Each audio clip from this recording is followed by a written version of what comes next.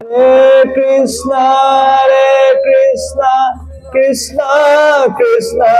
Hare Hare, Hare Rama,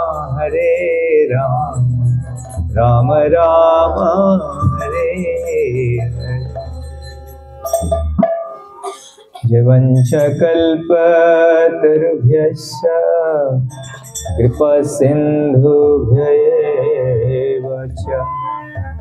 patitanam pavanebhyo vaishnavebhyo namo namah. Hare Krishna. তো আজি তৃতীয় দিন, তো আপোনালোকৰ সহায় সহযোগিতাৰ কাৰণে বহুত বহুত ধন্যবাদ। তো আমাৰ সৌভাগ্য যে আমি আমাৰ মাজত বৰিষ্ঠ বৈষ্ণৱ এছ কমলোচন প্ৰভু আকৌ পাইছোঁ, প্ৰাণনাথ প্ৰভু আছে আৰু আপোনালোক সকলোৱে আছে।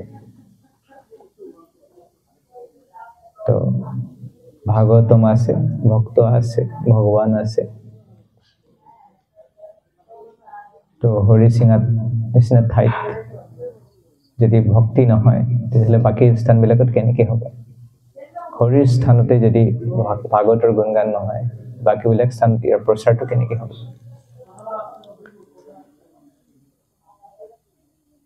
তো আমি ভগৱানৰ ৬৪ গুণৰ চৰ্চা কৰিব প্ৰয়াস কৰি আছোঁ। যদিও ভগৱানৰ প্ৰতি স্বাভাৱিক আকৰ্ষণ নাই, কিন্তু আশা ৰাখিছোঁ এনেকৈ ভগৱানৰ গুণগান কৰি কৰি হয়তো এদিন ভগৱানৰ প্ৰতি আকৰ্ষণ হ'ব। যিসকল মহাপুৰুষ, তেখেতসকলৰ ভগৱানৰ প্ৰতি যিটো আকৰ্ষণ খুব স্বাভাৱিক, স্পণ্টেনিয়াছ। তো আমাৰ যদিও তেনেকুৱা হোৱা নাই, আমি তেখেতসকলৰ পদচিহ্নতে আমি যাবৰ কাৰণে চেষ্টা কৰি আছোঁ। আজি ভগৱানৰ ইচ্ছাতেই এটা বৰগীত এটা পালোঁ, য'ত শ্ৰীমন্ত মাধৱদেৱ তেওঁ ভগৱানৰ বিৰহত, ভগৱানৰ কাৰণে তেওঁ গীত লিখিছে আৰু তাতে তেওঁ নিজৰ যি বিৰহ সেই কথা ব্যক্ত কৰিছে। খুব সুন্দৰ বৰগীত।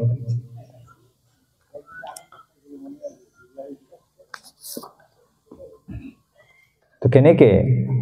ভগৱানৰ কাৰণে কান্দিব লাগে সেই কথা কৈছে। সকলোৱে কান্দিব লাগে, কিন্তু সেই কন্দাটো আহিবৰ কাৰণে কিবা এটা মূল্য দিব লাগিব। সেইটো এনেই নাহে, সকলোৰে হৃদয়ত প্ৰকাশ নাপায়। তো আমাৰ সকলোৰে হৃদয়ত যাতে এনেকুৱা এটা বিৰহ ভাৱ ভগৱানৰ প্ৰতি হেৰুৱাৰ, শূন্যায়তং জগৎ সৰ্বম গোবিন্দ বিৰহে নামে, ভগৱান অবিহনে এই জগতখন শূন্য প্ৰায় বোধ হোৱা, এই যাতে অকণমান হ'লেও যাতে ভগৱানৰ প্ৰতি আমাৰ আকৰ্ষণটো হয় বা বৃদ্ধি কৰিব পাৰি, তাৰ কাৰণে এক ক্ষুদ্ৰ প্ৰয়াস। তো মাধৱদেৱ খুব সুন্দৰ বৰগীত তাতে কৈছে যে আলো মই কি কহব দুখ, মোৰ দুখৰ কথা মই কি ক'ম, পৰাণ নিগৰে নেদেখিয়া চান্দমুখ। যে কৈছে, হে কৃষ্ণ, তোমাৰ মুখ কমলৰ দৰ্শন নাপায় মোৰ এনেকুৱা অৱস্থা হৈছে যেন মোৰ প্ৰাণটো ওলাই যাব। পৰাণ নিগৰে নেদেখিয়া চান্দমুখ, কত পুণ্যে লোভিলো গুণেৰ নিধি শ্যাম। বহুত আগৰ চাগে বহুত জন্ম কিয় পুণ্য কৰিছিলোঁ, বহুত পুণ্যৰ ফলত মই আজি কি লাভ কৰিছোঁ? তোমাক লাভ কৰিছোঁ। গুণেৰ নিধি, গুণেৰ নিধি মানে গুণৰ সাগৰ, যি আমি চৰ্চা কৰি আছোঁ। ৬৪ গুণ, গুণেৰ নিধি শ্যাম কৃষ্ণ। তো কত পুণ্যে লোভিলো, কৃষ্ণক পাবৰ কাৰণে কৃত পুণ্য পুঞ্জহা। এনেকৈ ভাগৱতমত লিখিছে যে যিসকল গোপকুমাৰ, যিসকলে কৃষ্ণৰ লগত খেলি আছে, তেখেতসকলে কৃষ্ণক পাইছে, পোৱাৰ কাৰণে তেওঁলোকে আগৰ জন্মত বহুত পুণ্য কৰিছে, তাৰ ফলত তেওঁলোকে পাইছে। বঞ্চিয়া নীলেক নিকৰুণ বিধি বাম, কিন্তু কৃষ্ণক পাইছিলোঁ, গুণৰ নিধি কৃষ্ণক পাইছিলোঁ, কিন্তু বিধাতাই কি কৰিলে? হৰণ কৰি লৈ গ'ল। বঞ্চিয়া নীলেক নিকৰুণ, কৰোণা নোহোৱা, কৰুণা শূন্য নিৰ্দয় বিধাতাই কি কৰিলে মোৰ শ্যাম কৃষ্ণক আকৌ মোৰ পৰা আঁতৰ কৰি লৈ গ'ল শ্যাম কানু বিনে মোৰ নৰহে জীৱন কৃষ্ণৰ অবিহনে মোৰ জীৱনটো মই জীয়াই নথকাই ভাল মৃত্যুৰ সমান হা শ্যাম বুলিতে আকুল কৰে মন আৰু কেৱল কৃষ্ণৰ কথা স্মৰণ হলে কৃষ্ণৰ মনত পৰিলে মোৰ মনটো মোৰ হৃদয়খন ব্যাকুল হৈ পৰে দিবখ নাযায় সুখে নাযায় ৰজনী তো শ্ৰীমন্ত মাধৱদেৱে ইয়াতে কৈছে মোৰ দিনো নাযায় মোৰ ৰাতিও নাযায় এনেকুৱা অৱস্থা হৈছে সময়বিলাক যে নাযায় তেনেকুৱা অৱস্থা হৈছে চন্দ চন্দন মন্দ পৱন বৈৰিণী সাধাৰণতে আমি যে পূৰ্ণচন্দ্ৰ আমি দৰ্শন কৰোঁ আমাৰ মনত আনন্দ হয় চন্দন যেতি দেখো কাৰণ চন্দন সুগন্ধময় চন্দন পালে মানুহৰ শীতলতা অনুভৱ কৰে চন্দ্ৰমাৰ পৰা শীতলতা অনুভৱ কৰে এইবিলাক বস্তুৰ প্ৰতি আমাৰ স্বাভাৱিক আকৰ্ষণ আছে মন্দ পৱন যেতিয়া মলয়া বতাহ বৈ থাকে সেই বতাহ হোৱাৰ মোক ভাল লাগে কিন্তু মাধৱদেৱ ইয়াতে কৈছে যে কৃষ্ণৰ বিৰহত এতিয়া পূৰ্ণচন্দ্ৰ চন্দন আৰু মলয়া বতাহ এই সকলোবিলাক মোৰ কাৰণে শত্ৰু হৈ পৰিছে একো মোৰ ভাল নলগা হৈছে কোথা যাওঁ কোথা থাকো কিবা কৰে মন আৰু এনেকুৱা অৱস্থা হৈছে ক'ত যাম কি কৰোঁ মনটো মোৰ পাগল হৈ পৰিছে কানাইৰ নেও চুনি দেও সব বন্ধুজন মই কৃষ্ণৰ কাৰণে মই কি কৰিলোঁ মোৰ যিমান আত্মীয় স্বজন মা দেউতা ভাই ভণ্টি বন্ধু বান্ধৱ সমাজ সকলোকে মই ত্যাগ কৰিলোঁ কানাইৰ নেও চুনি দেও সব বন্ধুজন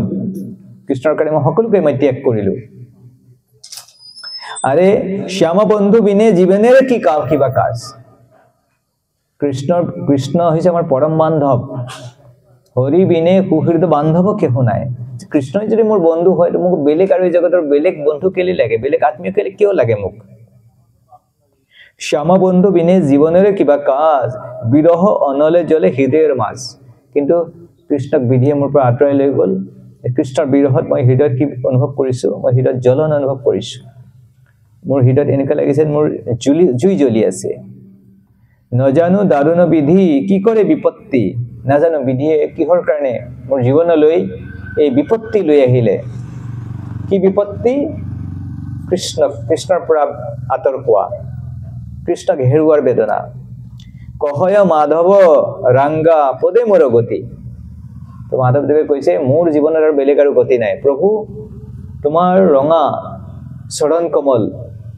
লালিমাযুক্ত তোমাৰ চৰণ কমল সেই হৈছে মোৰ একমাত্ৰ আশ্ৰয় আমি প্ৰথম দিনা আমি দ্বিতীয় দিনা আমি চৰ্চা কৰিছিলোঁ যে ভগৱানৰ শৰীৰৰ 7টা অংগত কি থাকে লালিমা থাকে তো ৰাংগা পদে আলো মই কি কহব দুখ আলো মই কি কহব দুখ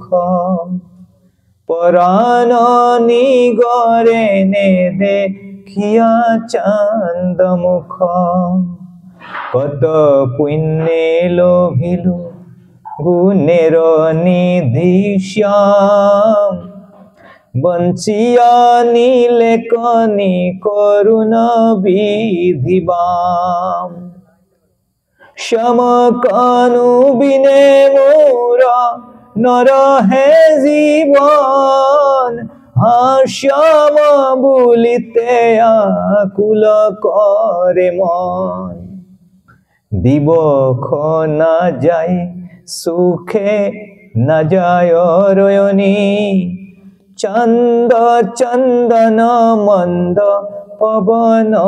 বৈরিণী কোথা যাও কোথা থাকো কিবা করে মন কানাইৰ নেও চনি দেও হব বন্ধুজন শ্যাম বন্ধু বিনে জীবনের কিবা কাজ বিরহ নলে জলে হৃদয়ের মা নজানো দারুণ বিধি কি করে বিপত্তি কহয় মাধব রাঙ্গা পদে মোর গতি তো এনেকুৱা এটা অৱস্থা যদি পাব পাৰে তেতিয়াহ'লে সেইটো জীৱনৰ সফলতা জীৱনত বহুত কিবা কিবি কৰো যদি জীৱনত আমি এনেকা যদি ভগৱানৰ প্ৰতি এনেকুৱা যে বিৰহ যেটো গুৰু মাধৱদেৱে ইয়াতে লাভ কৰিছে তেতিয়াহ'লে জীৱনটো সাৰ্থক ধন্য আৰু এনেকুৱা এটা ভগৱানৰ প্ৰতি যে আকৰ্ষণ হেতু লাভ কৰিব পাৰি যেন তেনেকুৱা এজন ব্যক্তি যাৰ এনেকুৱা আকৰ্ষণ বিলাক আছে তেনেকুৱা যেন ব্যক্তিৰ সেৱা কৰাৰ মাধ্যমত এই বস্তুবিলাক লাভ কৰা যায় তো শ্ৰীমন্ত মাধৱদেৱ তেওঁৰ গুৰুদেৱৰ এনেকে সেৱা কৰিছিলে তে সেই সেৱাৰ মাধ্যমেৰে তে এই বস্তুবিলাক লাভ কৰিছে তো আমাৰ ব্ৰহ্ম মহাদেৱ গৌড় সম্প্ৰদায়ত উল্লেখ কৰা আছে ঈশ্বৰপুৰী শ্ৰীমান চৈতন্য মহাপ্ৰভু গুৰুদেৱ তেওঁৰ গুৰুদেৱ মাধৱেন্দ্ৰ পুৰী জীৱনৰ অন্তিম সময়ত এনেকে সেৱা কৰিছিলে মলমূত্ৰ সাফা কৰালৈকে আদি কৰি তবে খত মাধৱেন্দ্ৰ পুৰীয়ে ঈশ্বৰপুৰীক আলিঙ্গন কৰিছিল আৰু কৈছিলে let there be Krishna prem within you তোমাৰ কৃষ্ণ প্ৰেম হওক এই কাৰণে ভক্তি জীৱনৰ আটাইতকৈ ডাঙৰ ৰহস্য হৈছে satisfaction of the self realized spiritual master is the secret of success in spiritual life তো আধ্যাত্মিক জীৱনৰ সফল হোৱাৰ ডাঙৰ ৰহস্য কি আত্ম সাক্ষাৎকাৰী যি গুৰুদেৱ তেখেতৰ সন্তুষ্টি হৈছে ঈশ্বৰৰ কাৰণে আধ্যাত্মিক জীৱনত সফলতা হোৱাৰ ডাঙৰ চাবিকাঠি the satisfaction of the self realized spiritual master is the secret of success in spiritual life এখানে কয় শ্রী গুরু চরণ পদ্ম কেবল ভকতি চদম বন্ধুময় সব দান মতে যাহার প্রসাদে ভাই এ ভব তরিয়া যায় কৃষ্ণ প্রাপ্তি হয় যাহা হইতে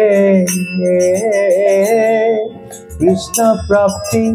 হয় যাহা হইতে গুরুমুখ পদ্ম বাক্য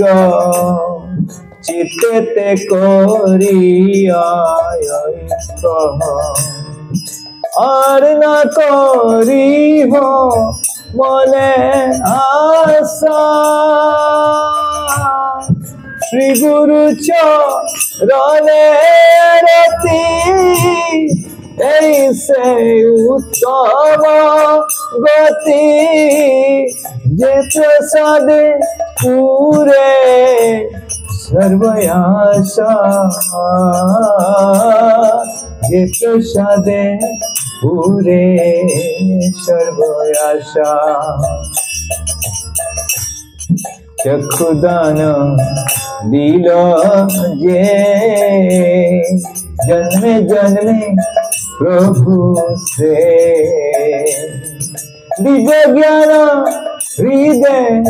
প্রকাশিত প্রেম ভক্তি যাহা হইতে অবিদ্যা বিনাশ যাতে বেদ গায় যাহার চরিত বেদ গায় যাহার চরিত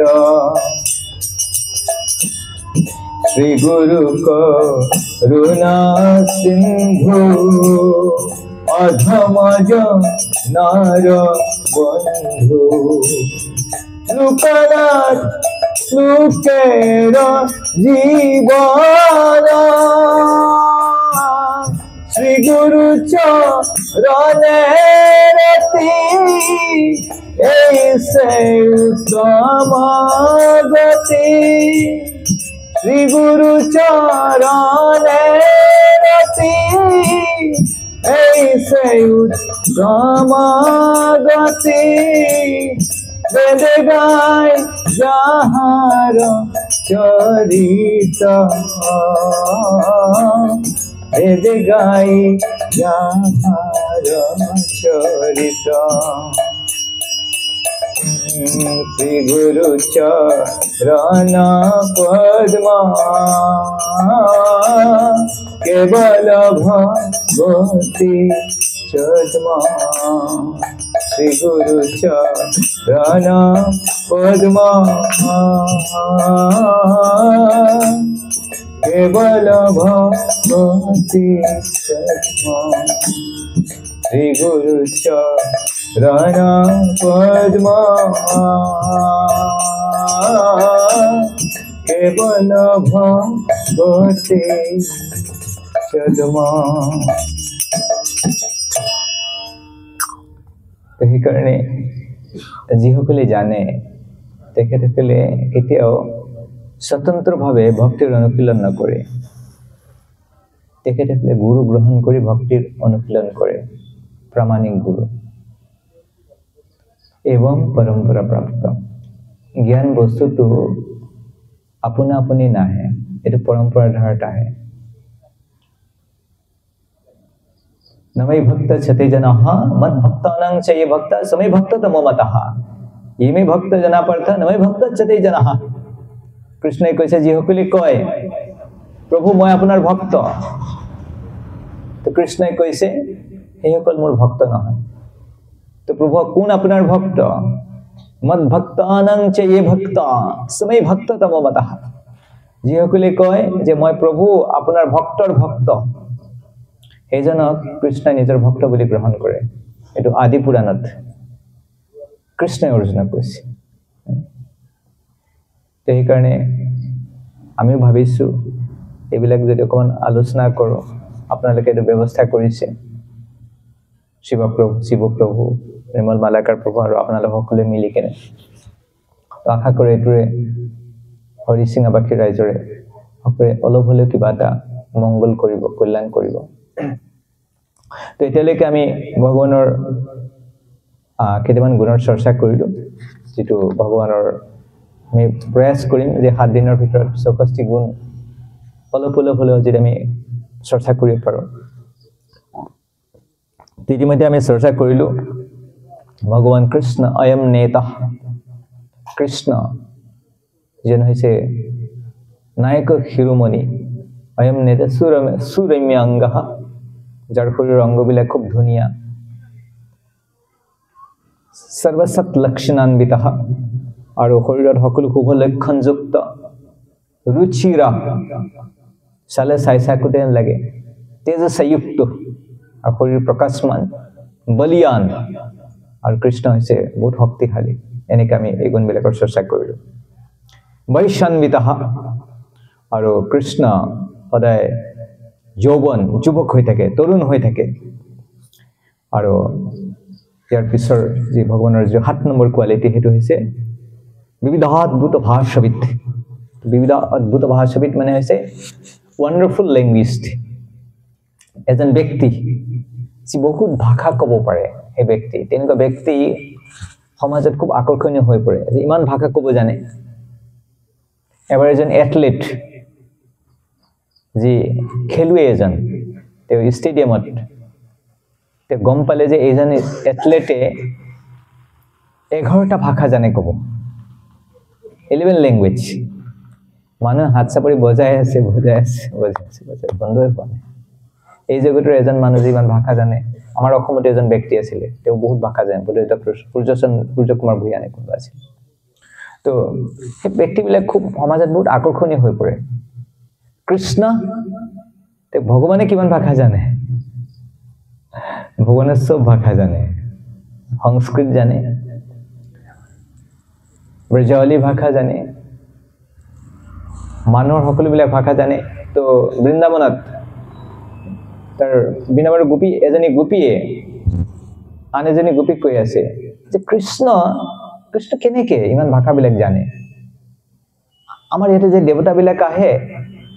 তেওঁ দেৱতাবিলাকৰ লগত তেওঁ ব্ৰজাৱলী সংস্কৃত ভাষাত কথা পাতে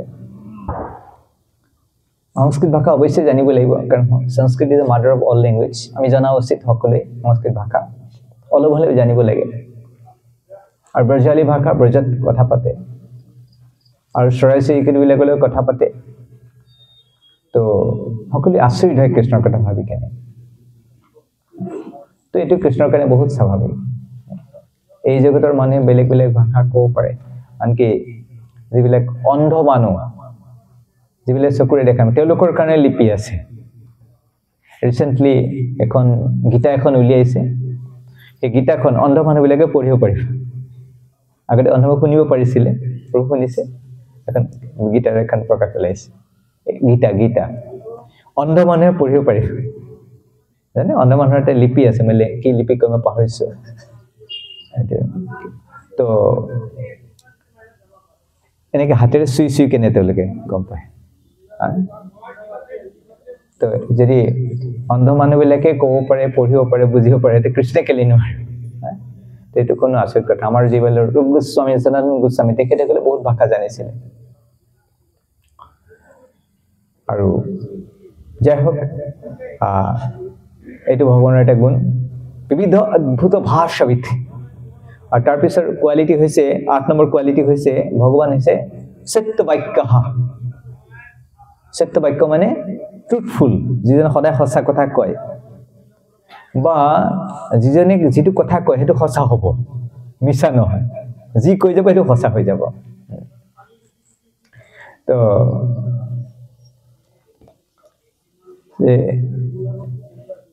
ভাগৱত গীতাত আমি সকলোৱে জানো কৃষ্ণই অৰ্জুনক কৈছে যে অৰ্জুনক কৈছে হে অৰ্জুন তুমি জগতৰ মানুহবিলাকক কৈ দিয়া যে মোৰ ভক্তৰ কেতিয়াও বিনাশ নহয় কৌন্তে প্ৰতিজানিহি নমে ভক্ত প্ৰণশ্যতি তো কৃষ্ণ ভক্তবিলাকে কেতিয়াও মনত ভয় ৰাখিব নালাগে সন্দেহ ৰাখিব নালাগে যে মোক ৰক্ষা কৰিব কি না মোৰ জীৱনত যেতিয়া বিপদ আহিব মোক ৰক্ষা কৰিব কি না মোৰ বৃদ্ধ বয়সত কৃষ্ণ মোক ৰক্ষা কৰিব কি না এনেকুৱা সন্দেহ ৰাখিব নালাগে কৌন্তে প্ৰতিজানিহি নমে ভক্ত প্ৰণশ্যতি আৰু কেতিয়াবা কৃষ্ণই কিবা কয় কিন্তু কৃষ্ণ নাৰাখে চেঞ্জ কৰি দিয়ে প্ৰতিজ্ঞা কৃষ্ণ অলপ চেঞ্জ কৰে কৃষ্ণৰ কথাটো কৃষ্ণ ক'লে কি হ'ব পাৰে কৃষ্ণ এইটো কেতিয়া ব্ৰেক কৰি দিব পাৰে ভাঙিব পাৰে ভংগ কৰিব পাৰে এইকাৰণে কৃষ্ণ অৰ্জুনক কৈছে মই নকওঁ মই ক'লে কি হ'ব পাৰে মোৰ নিজৰ কাৰণে মই কেতিয়াবা ইমান কেয়াৰ নকৰোঁ মই ভংগ কৰি দিব পাৰে সেইকাৰণে তুমি কৈ দিয়া কাৰণ তুমি যদি কোৱা ভক্তই যেতিয়া কয় ভক্তৰ কথাটো কেতিয়া মিছা কৰিব নোৱাৰে কৃষ্ণই সেইকাৰণে অৰ্জুনক কৈছে কৌন্তে প্ৰতিজানিহি নমে ভক্ত অৰ্জুন তুমি কোৱাচোন যে কৃষ্ণ ভক্তৰ কেতিয়া বিনাশ নহয় অৰ্জুনে কোৱা মানে সেইটো আৰু বেছি কনফাৰ্ম হৈ গ'ল তো দ্ৰৌপদীয়ে কৈছে কৌন্তে প্ৰতিজানিহি নমে ভক্ত প্ৰণশ্যতি ইতি সংস্মৃত্য প্ৰাণান সংধাৰয়ম্যহম তো দ্ৰৌপদীয়ে কৈ আছে প্ৰভু আপুনি গীতাত কৈছিলে যে আপোনাৰ ভক্তৰ কেতিয়াও বিনাশ নহয় সেইকাৰণে মই প্ৰাণটো ধাৰণ কৰি আছো কাৰণ দ্ৰৌপদী জীৱনত বহুত কষ্ট পাইছে বহুত বিপদৰ সন্মুখীন হ'বলগীয়া হৈছে কিন্তু ভগৱানে যি আশ্বাসন দিছিলে কথা দিছিলে ভাগৱত গীতা সেই কথা স্মৰণ কৰি কেনে দ্ৰৌপদী প্ৰাণটো ৰক্ষা কৰি আছে বহুত বিপদ আহিছিলে আৰু কুৰুক্ষেত্ৰ যুদ্ধৰ আগতে কুন্তি দেৱীয়ে কৃষ্ণৰ ওচৰলৈ গৈছিলে যে আপুনি মোক সহায় কৰক মোৰ সন্তানবিলাকক ৰক্ষা কৰিব আৰু তেতিয়া ভগৱানে কৈছিলে যে এই কুৰুক্ষেত্ৰ যুদ্ধত যে যুদ্ধ হ'ব এই যুদ্ধত কেৱল তোমাৰ পুত্ৰসকলৰ বাহিৰে আৰু কোনো ঘূৰি নাহে মই কথা দিছো যে তোমাৰ পুত্ৰসকলৰ বাহিৰে বাকী সকলোৰে এই যুদ্ধত কি হ'ব মৃত্যু হ'ব এনেকৈ কথা হৈছে তো সেই কথা কুন্তিয়ে জানে যে কৃষ্ণৰ কথা যে মিছা নহয় সেই কথা কোনে জানে কুন্তি মহাৰাণী জানে সেইকাৰণে কুন্তি মহাৰাণীৰ ভাগৱত গীতাৰ এটা খুব ইম্পৰ্টেণ্ট শ্লোকা এটা আছে এইটো 11 নম্বৰ অধ্যায়ৰ 32 নম্বৰ শ্লোকা কিহৰ কাৰণে এই শ্লোকাটো বেছি ইম্পৰ্টেণ্ট আপোনালোকে জানে যে এটম বম কোনে বনাইছিল আণৱিক বোমা প্ৰথমটো পৰমাণু বোমা কোনে বনাইছিলে কি নাম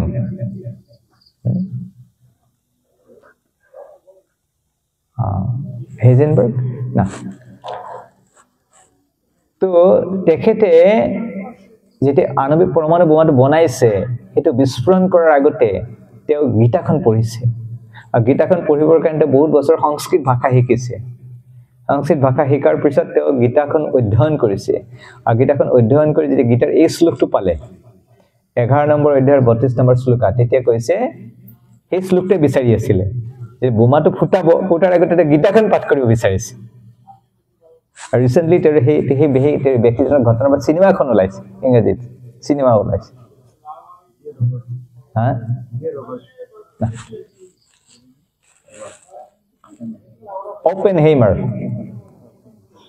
ওপেনহেইমাৰ চিন্তা কৰক আমি গীতাখন পঢ়িবৰ কাৰণে অৱহেলা কৰো আৰু যেন বিদেশী মানুহ আমেৰিকান মানুহ তেওঁ গীতা বুজি নাপায় সংস্কৃত এতিয়াতে এভেইলেবল সংস্কৃত ভাষা শিকি গীতা পঢ়িছে আৰু কি সেই শ্লোকটো যেটো শ্লোক পঢ়ি কেনে তেওঁ এটম বোমাৰ বিস্ফোৰণ কৰাইছিলে তে গম পাইছিলে যে মই যেটো মই আৱিষ্কাৰ কৰিছো এটো ভাল কামৰ কাৰণে ব্যৱহাৰ নহয় তে দুখ হৈছিলে এই কাৰণে তে কি কৰিছিলে এতে কৈছে শ্ৰী ভগৱান আছে ভগৱানে কৈছে যে কালস্মি লোকক্ষেকৃত প্ৰবৃদ্ধ ভগৱানে কৈছে যে এই সংসাৰক ধ্বংস কৰোতা কাল হৈছো মই কাল मैं काल हूँ कालस्मि लोकक्षय এই জগতক ক্ষয় কৰিবৰ কাৰণে ধ্বংস কৰিবৰ কাৰণে লোকান সমাহাৰতুম ইহ প্ৰবৃত্তঃ এই কুৰুক্ষেত্ৰ যিমান বিলাক আখৰিক প্ৰবৃত্তিৰ লোক সমাবেত হৈছে এই সকলোকে সংহাৰ কৰিবৰ কাৰণে মই এই জগতত আবিৰ্ভূত হৈছো কিন্তু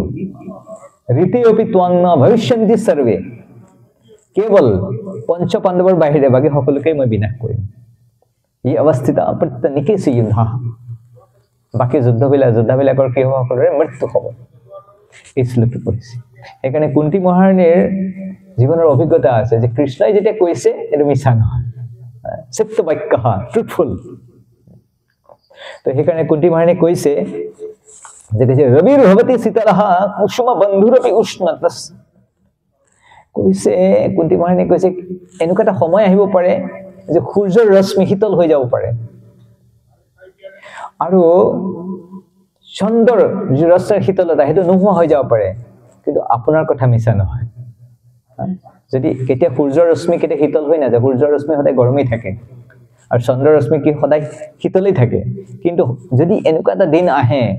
যে সূৰ্যৰ ৰশ্মিৰ যিটো গুণ হেতু সলনি হৈ গল বলে আজিকালি ঠাণ্ডা হৈ গল সূৰ্য কি হৈ গল ঠাণ্ডা শীতল হৈ গল আৰ চন্দ্ৰ কি হৈ গল উষ্ণ হৈ গল হ'ব পাৰে কিন্তু আপোনাৰ কথাৰ লৰচৰ নাই আৰু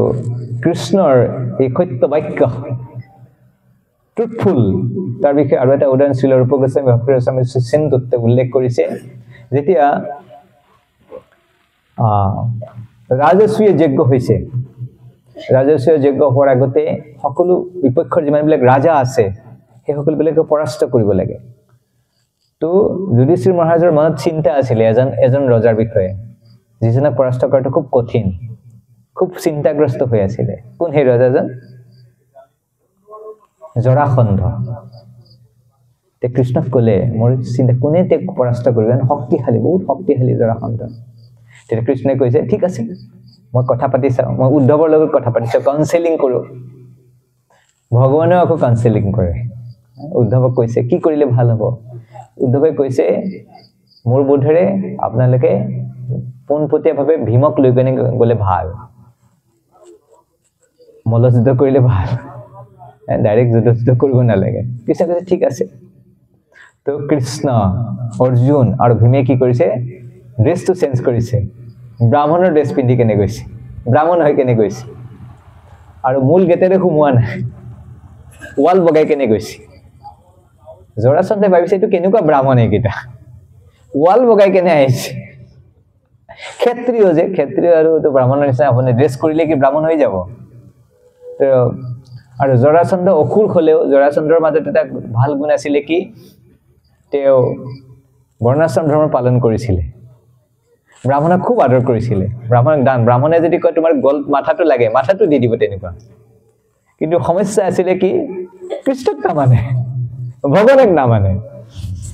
সেইকাৰণে বৰ্ণাশ্ৰম ধৰ্ম পালন কৰাৰ পিছত সি কি হৈ থাকিল অসুৰ হৈ থাকিল জৰাসন্ধৰ ঘৰত যেতিয়া গৈছে ৰাজ্যত গৈছে মহলত গৈছে জৰাসন্ধই খুব ধুনীয়াকৈ সকলোকে আদৰ কৰিছে আনিছে বহাইছে কৈছে আপোনালোকক কি লাগে কৈছে আমি ভিক্ষা বিচাৰি আহিছো কিন্তু চাইছে এনেকৈ চাইছে কাৰণ ক্ষেত্ৰবিলাকে সদায় কান্ধত কি কঢ়িয়াই থাকে ধনু নহ'লে গদা আৰু ধনু আৰু গদা কঢ়িয়াই থাকিলে কি হ'ব চিহ্ন থাকিব যেনে বৈষ্ণৱবিলাকে যদি ইচ্ছাও কৰে মই তিলকটো মচি দিম তেতিয়া তিলকৰ চিহ্ন থাকি যায় চিহ্ন এটা পৰি গৈছে লুকাব নোৱাৰে সাধাৰণ মাটিৰ তিলক কৰোঁতে চিহ্ন থাকি যায় যদি ধনু লৈ থাকে গদা লৈ থাকে তাৰ চিহ্ন নাথাকিব অৱশ্যে থাকিব তো গম পাইছে এই ক্ষেত্ৰটো ক্ষেত্ৰী হয় বুজিছে আপোনালোক কোন হয় তেতিয়া কৃষ্ণই লুকোৱা নাই কৃষ্ণই কৈছে এইজন অৰ্জুন এইজন ভীম আৰু এইজন তোমাৰ চিৰশত্ৰু কৃষ্ণ কৃষ্ণৰ লগত জৰাসন্ধৰ কিমানবাৰ যুদ্ধ কৰিছে 18 বাৰ যুদ্ধ কৰিছে তাৰপিছত যুদ্ধক্ষেত্ৰত পলাই গুচি গৈছে কৃষ্ণ ৰণচুৰ তো তেতিয়া এই যে ঘটনাটো যে কৃষ্ণ সঁচা কোৱাত কেতিয়াও নিষ্পিছ হৈ কি নাযায় কৃষ্ণ সদায় সঁচা কথা কয় তেনেকৈ কৃষ্ণৰ এটা কোৱালিটি হৈছে সত্য বাক্য ভগৱানৰ এটা কোৱালিটি ভগৱানে কেতিয়াও কি নকয় মিছা নকয় আৰু 9 নম্বৰ কোৱালিটি প্ৰিয়ংবদ মানে হৈছে প্লিজেণ্ট স্পিকাৰ কৃষ্ণই যেতিয়া কথা কয় খুব মধুৰভাৱে কথা কয় মিঠা হয় অধৰম মধুৰম বদনং মধুৰম হাসিতং মধুৰম গমনং মধুৰম সকলোবিলাক বস্তু কৃষ্ণৰ ৰিলেটেড সকলোবিলাক বস্তু মধুৰ বহুত সুইট অধৰম মধুৰম বচনং মধুৰম অধৰং মধুৰং বচনং মধুৰং চলিতং মধুৰং বলিতং মধুৰং মধুৰাধিপতেৰখিলং মধুৰং মধুৰাধিপতেৰখিলং মধুৰং মধুৰা অধিপতে যদি মধুৰতাৰ যি মূৰ্তিমান স্বৰূপ সেইটো হৈছে কৃষ্ণ আমি সকলোৱে এই জগতত কি ভাল পাওঁ মধুৰ বস্তুবিলাক সুইট মিঠা বস্তুবিলাক ভাল লাগে আমাৰ তো সেইজন হৈছে কৃষ্ণ অধৰম মধুৰম বদনং ভগৱানৰ ওঠকেইটা মধুৰ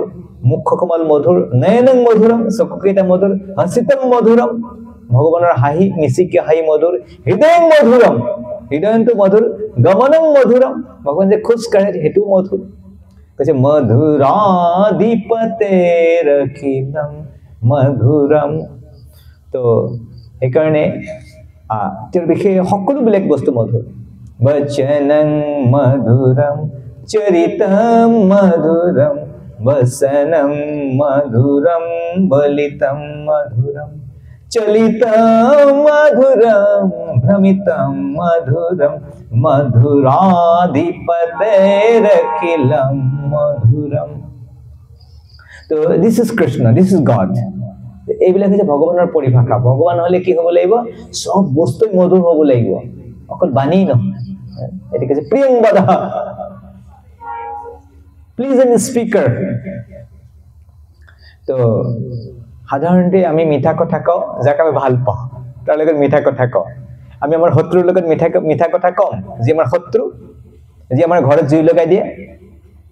যি আমাৰ আত্মীয় স্বজনক মাৰি পেলাইছে তাৰ লগত আমি মিঠাকে কথা কওঁ মাৰিম তাক চান্স পালে জেলত ভৰাই দিম আৰু যদি গাত বল থাকে তাক কি কৰিম গোচা মাৰি দিম হয় কি না আৰু নহলে ভৰি ভাঙি দিম তো এই কৃষ্ণৰ এই মধুৰ ভাষী স্বভাৱৰ বিষয়ে উল্লেখ আছে যে আমি সকলোৱে কালীয় লীলাৰ কথা জানে কালীয় লীলা কালীয় সৰ্প যে কালীয় সৰ্পই যমুনাৰ পানীবিলাক বিষাক্ত কৰি পেলাইছিলে আৰু সেই পানী পান কৰি কেনে কৃষ্ণৰ প্ৰিয় প্ৰাণী গোমাতা বিলাকৰ মৃত্যু হৈছিল গোপকুমাৰ বিলাকৰ মৃত্যু হৈছিল আৰু সেই কাৰণে কৃষ্ণই কি কৰিলে কালিৰ ওপৰত নৃত্য কৰিলে কালিৰ ওপৰত নৃত্য কৰি কেনে কালিক ইমান শাস্তি দিলে যে কালি হয় হৰে কৃষ্ণ কৃষ্ণ কৃষ্ণ হৰে হৰে হৰে ৰাম ৰাম ৰাম হৰে হৰে তো কৃষ্ণ এনেকে নৃত্য কৰিছে তাৰ মুখৰ পৰা তেজ ওলাব আৰম্ভ কৰিছে চেতনা মৰু অৱস্থা প্ৰাণ ওলাই যাও অৱস্থা আৰু সেই সময়ত কালিয়াই কৃষ্ণৰ চৰণত শৰণাগত হৈছে কালিৰ পত্নী বিলাকে আহি প্ৰাৰ্থনা কৰিছে প্ৰভু ৰক্ষা কৰক আমি বিধৱা হৈ যাম ই নাজানে একো অকৰা মূৰ্খ মাফ কৰি দিয়ক না ভগৱানক প্ৰাৰ্থনা কৰিছে আৰু ভগৱানক উপহাৰ দিছে কৌস্তভ মনে উপহাৰ দিছে কৃষ্ণই কালিক পিতমটো দিলে ভালকে তাৰ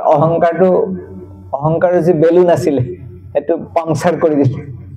দেৱচাৰী কৃষ্ণ কি কৈ আছে হে কালিয়া তুমি বেয়া নাপাবা হা সৰি আচলতে কি জানা মই তোমাক কষ্ট দিবৰ মন নাছিল আসলে কি হল জানানে কথাটো এই যে গোমাতা বিলাক এইবিলাক মানে দেৱতা বিলাকে পূজা কৰে আৰু মই নিজে পূজা কৰো আৰু মইতো এই জগতৰ গো ৰক্ষা কৰিবৰ কাৰণে আহো তো এইখানে গোমাতা বিলাক ৰক্ষা কৰিবৰ কাৰণে মই কি কৰিলো তোমাক কোন কষ্ট দিব লগা তুমি বেয়া নাপাবা একদম বেয়া নাপাবা কৈছো একদম বেয়া নাপাবা কালি কৈছে প্ৰথমে পিটি কেনে মলম লগাই আছে প্ৰথমে পিটি কেনে মলম লগাই আছে আৰু কৈছে কৃষ্ণ প্ৰিয়ংবদহ কৃষ্ণৰ এই স্বভাৱ কি এই জগতে এনেকুৱা ব্যক্তি আছে কৈছে তুমি এটা কাম কৰা তুমি বেলেগ জায়গাত গুচি যোৱাচোন যোৱা ইয়াতে থাকিব নালাগে ইয়াতে থাকিলে তোমাৰো দিগদাৰ আমাৰো দিগদাৰ যমুনাৰ পানী বিলাক খাব লাগিব গোমাতা বিলাকে তেনেকে কৃষ্ণই কালিৰ লগত ব্যৱহাৰ কৰিছে আৰু যেতিয়া পৰমেশ্বৰ ভগৱান শ্ৰীকৃষ্ণই চৈতন্য মহাপ্ৰভুৰ ৰূপত এই জগতত আহিছিলে তেতিয়া মহাপ্ৰভুও এই এনেকুৱা মধুৰতা তেওঁৰ মাজতে এইবিলাক প্ৰকাশ কৰিছে মহাপ্ৰভুৱে প্ৰচাৰ কৰিবৰ কাৰণে আহিছিলে যেতিয়া দক্ষিণ ভাৰতত গৈছে হৰে কৃষ্ণ কৃষ্ণ কৃষ্ণ হৰে হৰে হৰে ৰাম ৰাম ৰাম হৰে হৰিসিঙা জেগাটো সঁচাই দেই কেৱল সিঙা বজাই থাকে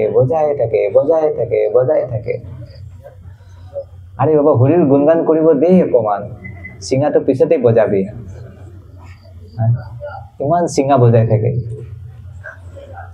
শঙ্খ বজাই থাকে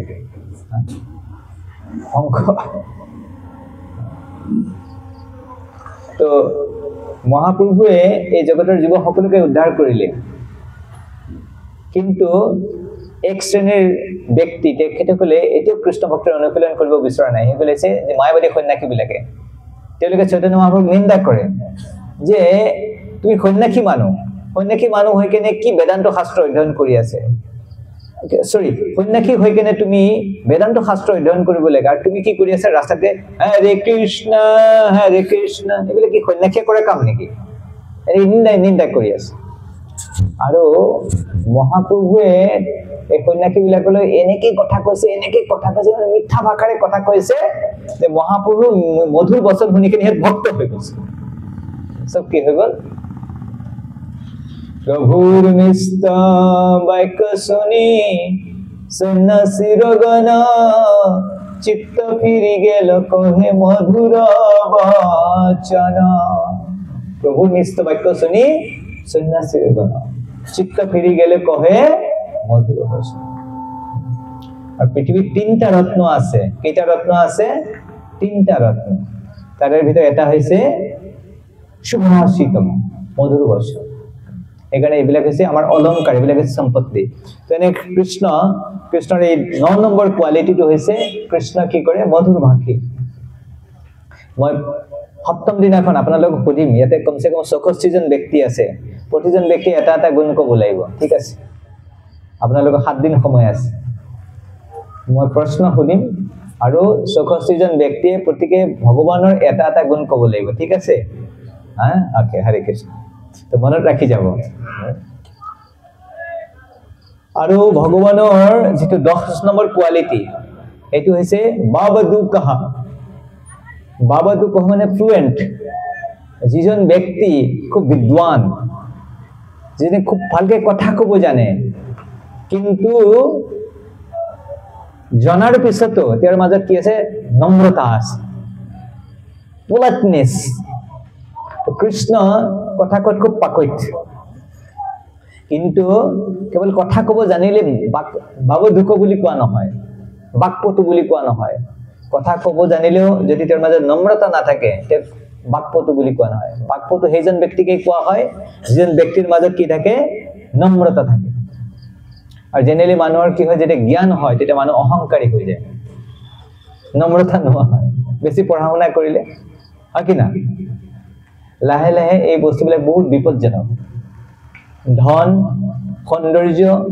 বেছি পঢ়া শুনা আৰু ডাঙৰ কুলত জন্ম লোৱা এই বস্তুবিলাকে কি কৰে অহংকাৰটো বঢ়াই দিয়ে মানে বেলুনটো আৰু ফুলাই দিয়ে বেলুনটো যিমান আছিল আগতে এই বস্তুবিলাকে আহিলে ইমান ডাঙৰ হৈ যায় আৰু ডাঙৰ হয় এটা ঠুচকি ফুটি থাকে বেছি ফুলি ফুলি এটা কি থাকে মৃত্যু আহে না মৃত্যু আহিলে শেষ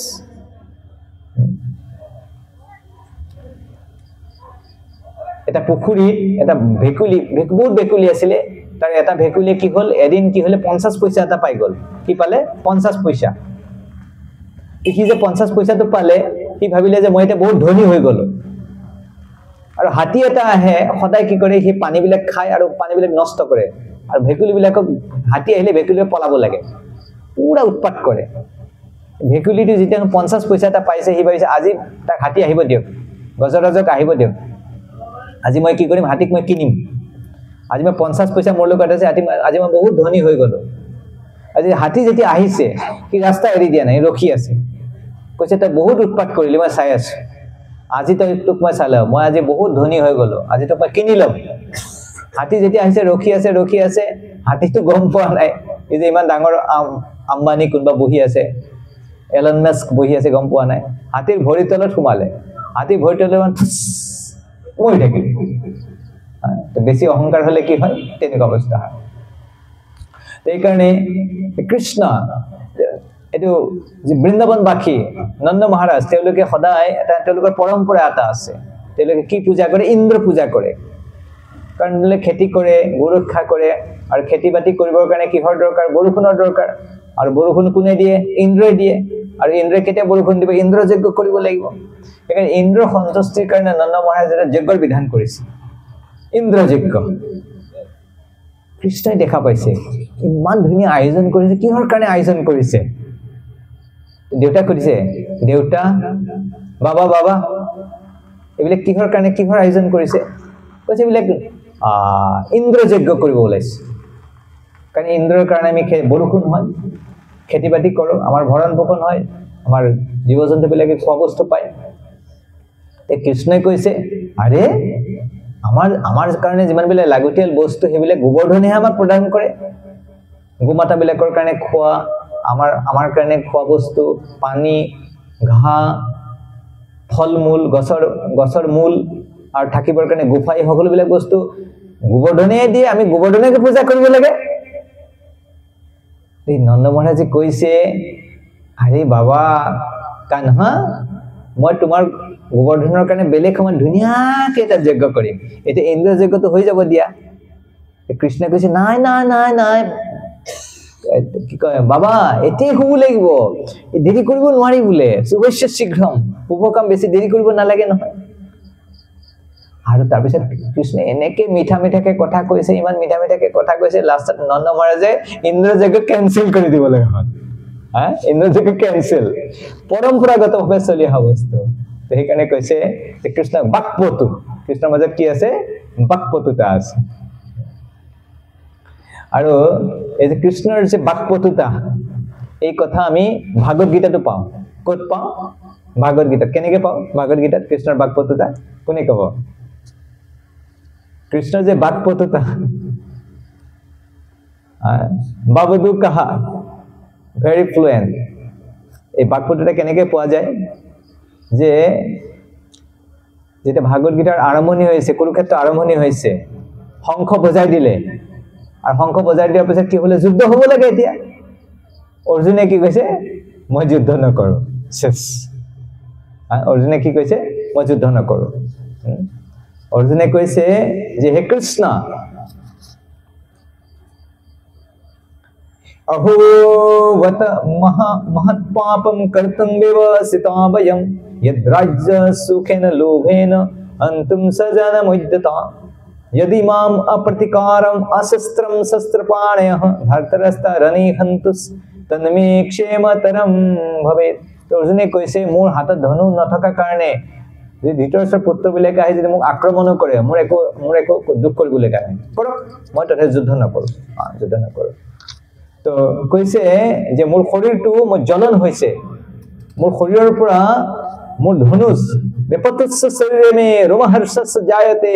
গান্ধিবং সংসৃতে হস্তাৎ তৎসৈব পৰিদেহতে। কৈছে অৰ্জুনে কৈছে প্ৰভু মোৰ শৰীৰৰ এই চামৰাৰ তলত মই জ্বলন অনুভৱ কৰিছো মই জ্বলিব অনুভৱ কৰিছো আৰু মোৰ হাতৰ পৰা ধনু খহি পৰিছে মোৰ শক্তি নাই এতিয়া।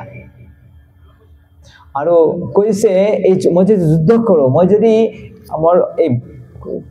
ধৃতৰাষ্ট্ৰৰ সন্তানবিলাকক মাৰো মোৰ বন্ধু বান্ধৱবিলাকক মাৰো মোৰ গুৰুদেৱক হত্যা কৰো তেনেহলে মোৰ পিতামহক হত্যা কৰো তেনেহলে যি বস্তু আমি লাভ কৰিম তাতে তেজৰ সেকা লাগি থাকিব পাত লাগি থাকিব মই সেইবিলাক বস্তু কেনেকৈ ভোগ কৰিম এনেকৈ বেলেগ বেলেগ যুক্তি তৰ্ক দিছে অৰ্জুনে। আৰু কৃষ্ণ শুনি আছে প্ৰথম অধ্যায় পাৰ হৈ গল শেষ এটা অধ্যায় বিষাদ যোগ কৃষ্ণ কোৱাই নাই একো শুনি আছে। আৰু তাৰপিছত যেতিয়া ভাগৰ লাগিছে অৰ্জুনৰ তেতিয়া কৃষ্ণ ধুনীয়া মিঠাকে কৈছে কি কৈছে তম তথা কৃপয়া বিস্তম অস্পূৰ্ণ কুলেক্ষণম विषिदन्तम इदं वाक्यम उवाच मधुसूदनः। और এতিয়া কৃষ্ণই কব কৃষ্ণ এতিয়া কবলৈ আৰম্ভ কৰিছে মিঠা ভাষাৰে কবলৈ আৰম্ভ কৰিছে কি কবলৈ আৰম্ভ কৰিছে শ্ৰী ভগৱান উবাচ কুতস্ত্বা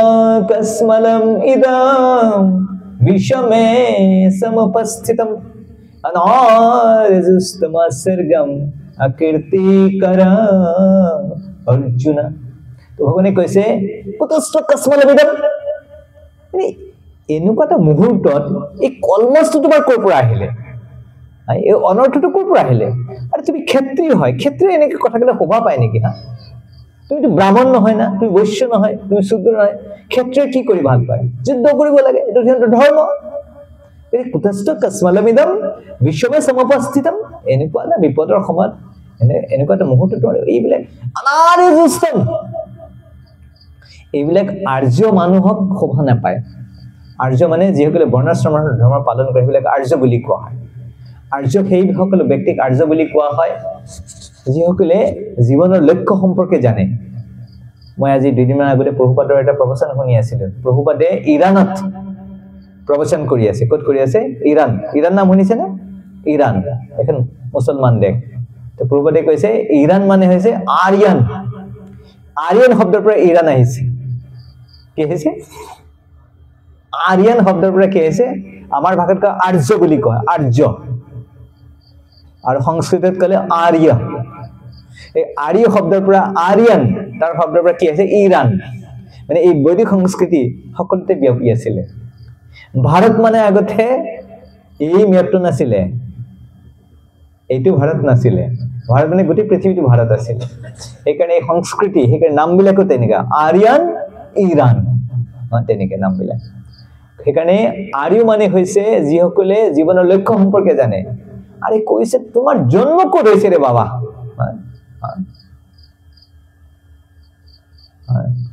কৈছে কুন্তীয় বুলি কেনে কৈছে কুন্তি পুত্ৰ বংশৰ কথা স্মৰণ কৰি দিছে অৰ্জুনা। কৈছে অনাৰ্যুস্তম আসৰ্গম তুমি যি কৰিব ওলাইছে এটো তোমাক স্বৰ্গলোকলৈ লৈ নাযায়। মানে যেতিয়া বৰ্ণাশ্ৰম ধৰ্ম অনুসাৰে জীৱনটো ব্যতীত কৰে তেও নৰক গমন নকৰে তে অৱশ্যই উচ্চ গতি হবে। তেনলে স্বৰ্গলোকত যাব চন্দ্ৰলোকত যাব নহলে সূৰ্যলোকত যাব। আৰু বিশেষভাৱে কোৱা আছে যদি ক্ষত্ৰিয় যুদ্ধ ক্ষেত্ৰত দেহ ত্যাগ কৰে তেও সূৰ্যলোকত যাব নহলে চন্দ্ৰলোকত যাব। আৰু যদি জীয়াই থাকে এই জগতৰ ৰজা হৈ থাকিব জীয়াই থাকিলে ৰজা হ'ব নহলে জীয়াই থাকিলেও লছ নাই মৰিলেও লছ নাই। অনাৰ্যুস্তম আসৰ্গম অকীৰ্তিকৰম অৰ্জুন। হে অৰ্জুন তুমি যেটো কৰিব ওলাইছে এটো তোমাৰ কীৰ্তিটো বাঢ়িব নে কমিব? কীৰ্তিটো নষ্ট হৈ যাব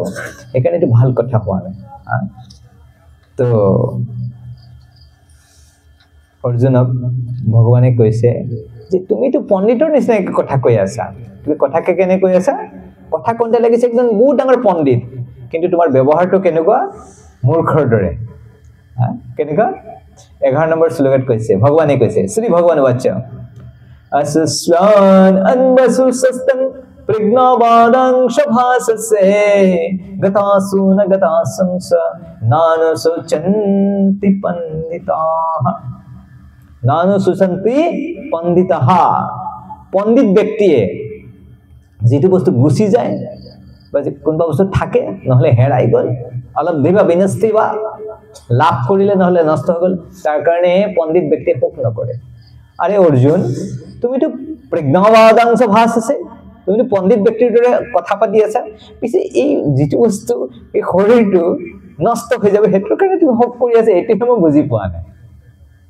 আৰ তাৰ পিছত ক্লাস আৰম্ভ ভাগৱত গীতা আৰম্ভ কৰিলে সবে ৰখি আছে যুদ্ধ লেকিন ৰখি আছে কেতিয়া যুদ্ধ কৰিম কৃষ্ণই ক্লাস আৰম্ভ কৰি দিছে জানে ভাগৱত গীতা ক্লাস প্ৰথমতে কত আৰম্ভ হৈছিল এনেকুৱা সাধু বিলাক গৈ আছে হৰে কৃষ্ণ कृष्ण कृष्ण हरे हरे हरे राम राम राम अरे बाबा मानि লৈছো रे হৰি সিংহা ইমান দিগদাৰ নেদিবি ৰে ওইছো একসেপ্ট কৰি লৈছো হৰি সিংহা তো অৰ্জুনক কৈছে ইমান পণ্ডিতৰ নিচিনা কথা কৈ আছা যে যিটোৰ কাৰণে হক কৰিব নালে হক কৰিছা তো ভগৱানে গীতাৰ ক্লাস দিব আমি যুদ্ধ ক্ষেত্ৰত আৰু 45 মিনিটস বা 1 ঘন্টাৰ ভিতৰত গীতাৰ কথা কৈছে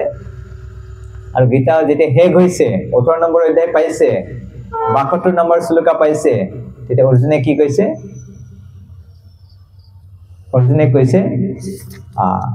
73 নম্বৰ শ্লোকা তে অৰ্জুনে কৈছে প্ৰভু নস্তমুহ স্মৃতিৰ্লব্ধা তৎপ্ৰসাদাত ময়া অচ্যুত স্থিতো अस्मि গত সন্দেহা करिसे वचनं तव तो अर्जुने কৈছে যে নষ্ট মোহ মোৰ মুখ কি হৈ গল নষ্ট হৈ গল মই স্মৃতি হদ্দি মই ঘূৰাই পাইছো কি স্মৃতি ঘূৰাই পালে জীৱেৰ স্বৰূপ হয় কৃষ্ণৰ নিত্য দাস আমি এটা কৃষ্ণৰ সেৱা কৰিব লাগিলে নাই টাইম নাই বিৰাট ব্যস্ত জানে নাই এই লৰা ছোৱালী ডাঙৰ দীঘল কৰা টকা উপাৰ্জন কৰা ঘৰ দুৱাৰ সবে বহাইছে একদম সময় নাপায় জানে নেকে বাহানা কৰে তে কিমান দিন বাহানা কৰি কিনে চলিব গীতা পঢ়ে নাই গীতা পঢ়ো গীতা আছে গীতা পঢ়ি কিমান বাৰ পঢ়িলে বহুত বাৰ পঢ়ি পিছে গীতা পঢ়িলে যে কোনবা যে হসাকে গীতা পঢ়ে গীতা পঢ়াৰ পিছত এই শ্লোকাটো কও কৃষ্ণৰ ওচৰত আহি কিনে কি কব প্ৰভু এতিয়াৰ পৰা আপুনি যি কমে তাকে কৰি যদি আমি গীতা পঢ়ো আমি গীতা বুজি পাওঁ তাৰ পিছত কি কব নস্তমহ স্মৃতিৰ্লব্ধা তৎপ্ৰসাদাত ময়া অচ্যুত আপোনাৰ কৃপাত মোৰ মুখ নষ্ট হৈ গল স্থিত अस्मि মানে মই মোৰ স্বৰূপত স্থিত হৈ গল I am now situated in my original constitutional position মোৰ স্বৰূপত মই স্থিত হৈ গল মই এতিয়া কৰিষ্যে বচনং তব আমি কি গীতা পঢ়ি কেনে কও কৃষ্ণ কৰিষ্যে বচনং তব মানে প্ৰভু আপুনি যেনেকে কয় মই তেনেকে কৰিম তেনেকে কও নকও আমি গীতা বুজি পোৱা নাই তো সেইকাৰণে কৈছে কৃষ্ণ সো এক্সপাৰ্ট ইমান পতু যে বাক পতু কৃষ্ণই অৰ্জুনক ক্লাস দিলে আৰু অৰ্জুনে লাষ্টত যুদ্ধ কৰিব কাৰণে প্ৰস্তুত হল আৰু এই যে বাক পতুটা এটো আমাৰ চৈতন্য মহাপ্ৰভু আমাৰ কৃষ্ণৰ বাক পতুটাৰ কথা আমি শুনিলো আৰু ভগৱান যেতিয়া এই জগতত চৈতন্য মহাপ্ৰভুৰ ৰূপত আহিছিলে তেতিয়াও মহাপ্ৰভুৱে কৃষ্ণ মহাপ্ৰভুৰ ৰূপত তেওঁৰ এই বাক পতুটা তে প্ৰকাশ কৰিছিলে তে মাৰ লগত শশীমাতাৰ লগত তে শশীমাতা কিবা খাব দিছে তে মাটি খাই আছিলে মাটিৰ বাচনত খাই আছিলে আৰু শশীমাতাই কৈছে যে তুমি বলে কেনে কৰিছা কি খাইছা আৰু চৈতন্য মহাপ্ৰভু ইমান বাকপটুতাৰে কথা কৈছে আৰু লাষ্টত শশীমাতাই তে কুলাত তুলি লৈছে আৰু কৈছে তুমি এইবিলাক কথা কেনেকৈ শিকিলা তো শশীমাতাই কৈছে একদিন সচি খৈ সন্দেশ আনিয়া মাতা ভৰি দিয়া বলে খাও তো বসিয়া এদিন মাই নিমাই পণ্ডিত নিমাইক কৈছে তোমাক এই খৈবিলাক দিলো খোৱা বস্তু দিলে তুমি বলে খোৱা আৰু মাই খাব দিলে আৰু দিকেনে ঘৰৰ ভিতৰত গুচি গল আৰু এটা কৈছে এত বলি গেলা সচি গৃহে কৰ্ম কৰিতে লুকায়া লাগিল শিশু মৃত্তিকা খাইতে মাকে খাব দিছে খৈ আৰু সন্তানে কি খাই আছে মাটি খাই আছে ঠিক আছে ভাল কাম তো দেখি সচি ধায়া আইলা করি হায় হায় মাটি কাঢ়ি লয়া বলে মাটি কেনে খায় কৃষ্ণই খাইছিলে তো চৈতন্য মহাপ্ৰভু কৈছে এটো খাব ভগৱানৰ কামে এইবিলাক মাটি চাটি খাই থাকে তো কৈছে হায় হায় হায় হায় তুই মাটি কেনে খাইছা কান্দিয়া বলে ন শিশু কেনে কররোস তুমি মাটি খাইতে দিলে মোর কি বদোস মা কৈছে মা মই মাটি খাওঁতে তুমি কেলে খং কৰিছা তুমি তো মই মাটি খাব দিছা মা কি কৈছে তুমি তো মাটি খাব দিছা মই মাটি খাওঁতে তুমি কিয় খং কৰি আছা খৈ সন্দেশ অন্ন যতে ক মাটিৰ বিকাৰ ইহ মাটি সেহ মাটি কি ভেদ বিচাৰ আমি জীবন বলে বস্তু খাও আপেল অন্ন সবজি এবিলে কোৰ পৰা ওলাই মাটিৰ বিকাৰ নহয় এবিলে মাটিৰ পৰাইতো ৰূপান্তৰ হৈ কেনে গছ গছনি এবিলে কিহৰ বিকাৰ হয় গছ মাটিৰ পৰা বিকাৰ হয় গছ কেনেকে হয় মাটিৰ পৰা বিকাৰ কেনে হয় তাই তো হেতু খোৱা আৰু ডাইৰেক্ট মই মাটি খাইছো আৰু যদি বস্তুবিলে যিমান বিলে বস্তু দিছে আপুনি এবিলে মাটিৰেতো বিকাৰ এই কাৰণে গৌৰাঙ্গ মহাপ্ৰভু মাক কৈছে যে মই সেইকাৰণে ডাইৰেক্ট মাটি খাই দিছে পোনপটীয়াকে কেনেকে ফসাইছে কথা কৈছে ইহ মাটি সেহ মাটি কি ভেদ বিচাৰ কি ভেদভাৱ কৰিব লাগে সবটো মাটি হয় মাটি দেহ মাটি ভক্ষ দেখ বিচাৰি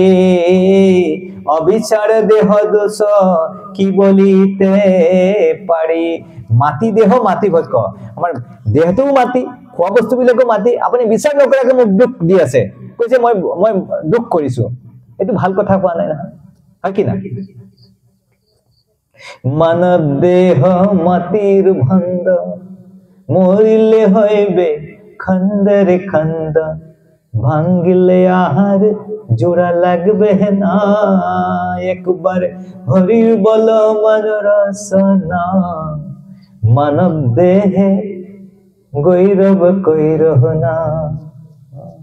মাটি ভাঙি যাব গৌরব পড়ি কেটে কি লাভ what is the use of being part of recently as a swali but Biswanath Raile stage nasi asile duniake higher secondary পঢ়ি আছিল নিশ্চয় পাইছে লাগে নাচি থাকোতে থাকোতে ষ্টেজতে টুক খালাস টিকেট কাটলে সবই দুখ কৰি আছে ইমান প্ৰতিভাবান ছোৱালীজনী আছে গুচি গল বল আৰু এটা কি কৰিব মানৱ দেহে মাটিৰ ভাণ্ড মৰিলে হইবে ভাঙিলে মৰিলে হইবে খন্দৰে খন্দ ভাঙিলে আৰ জোড়া লাগবে না আৰ জোড়া লাগিব বল আৰ শেষ ৰিপেয়াৰিং নহয় আৰু কৈছে মাটি দেহ মাটি বক্ষ দেখ বিচাৰি অবিচাৰে দেহ দোষ কি বলিতে পাৰি মই কি কম হে মা আপুনি বিচাৰ নকৰাকে মোক কিয় দুখ দি আছে অন্তৰে বিস্মিত সচি বলিল তাহারে মাটি খাইতে জ্ঞান যুগ কে শিখাল তোরে মাই কৈছে হাই হাই এইবিলাক জ্ঞান কথা তোমাক কোনে শিকালে মাটি খোৱাৰ জ্ঞানটো কোনে দিলে মাটি খালে এক অন্ন খালে এক একো একে সব মাটি এইবিলাক কথা তুমি কোনে ক'ত শিকিলা স্কুলতো যোৱা নাই মই শিকোৱা নাই কোনে কেনেকে জানিলা তো মাই কৈছে মাটিৰ বিকাৰ অন্ন খাইলে দেহ পুষ্টি হয় মাটি খাইলে ৰোগ হয় দেহ যায় ক্ষয় তো সুসীমাতে কৈছে বাবা কোন মাটিৰ বিকাৰ যদি অন্ন বেলেগ বস্তুবিলাক খালে দেহৰ পুষ্টি সাধন হয় কিন্তু মাটি খালে কি হ'ব ডক্টৰৰ ওচৰত যাব লাগিব বেমাৰ হ'ব শৰীৰ ক্ষয় হ'ব মাটিৰ বিকাৰ ঘতে পানী ভৰি আনি মাটি পিণ্ডে ধৰি যাবে শুচি যায় পানী মাটিৰ যেটা জ্বলাই কেনে মাটিৰ কলহ বনায় তাতে পানী লৈ আহিব পাৰে কিন্তু কেঁচা মাটিত যদি পানী দিয়ে নপৰাৰ আগতে যদি কলহ যদি পানী ভৰাব কি হ'ব মাটি গলি যাব একেটাই মাটি আত্মা লুকায়েতে প্রভু বলিলা তাহারে আগে কেন ইহা মাতা না শিখালে মোরে তো মহাপুৰুষে নিজকে লুকাই কেনে কৈছে মা এই কথাবিলাক আপুনি মই আগতে কেলে হুকা নাই আপুনি কলে তো মাটি নেখালে হয় আগতে ক্লাছটো আগতে দিব লাগিছিল ইমান দেৰিকে ক্লাছটো দিলে এবেছে জানিলাম আর মাটি না খাইব ক্ষুধা লাগে যবে তবে তোমার স্তন পিব এতিয়া পৰ মাটি সাৰি না খাওয়াৰ যদি ভোক লাগে একদম দৌৰি যাম আপোনাৰ কলাটো দিম আৰু আপোনাৰ স্তন পান কৰিম মহাপুৰুষে কৈছে এত বলি জননীর কুলেতে চড়িয়া স্তনপান করে প্রভু ইখত হাসি মিচিক মাছে ঘাই আছে আর মার কোলাত বহি কেনে কি কৰিছে গাখীৰ খাই আছে কেনেকে মহাপুৰুষে দেখিছে বাকপটু তো ভগৱান বাকপটু আৰু ভগৱান যেনেকে বাকপটু ভগৱান ভক্তবিলাকো তেনেকে বাকপটু ভগৱানৰ ভক্ত পৰম ভক্ত শিল প্ৰভুপাদ যেতিয়া বিদেশত গৈছে প্ৰভুপাদে খুদিছে Swamiji what do you think about London আপুনি লণ্ডনৰ বিষয়ে কি ভাবে কি আপোনাৰ কি মত প্ৰভুপাদে কৈছে লণ্ডন is hell লণ্ডন হৈছে নৰক নে কৈছে বলে why London is hell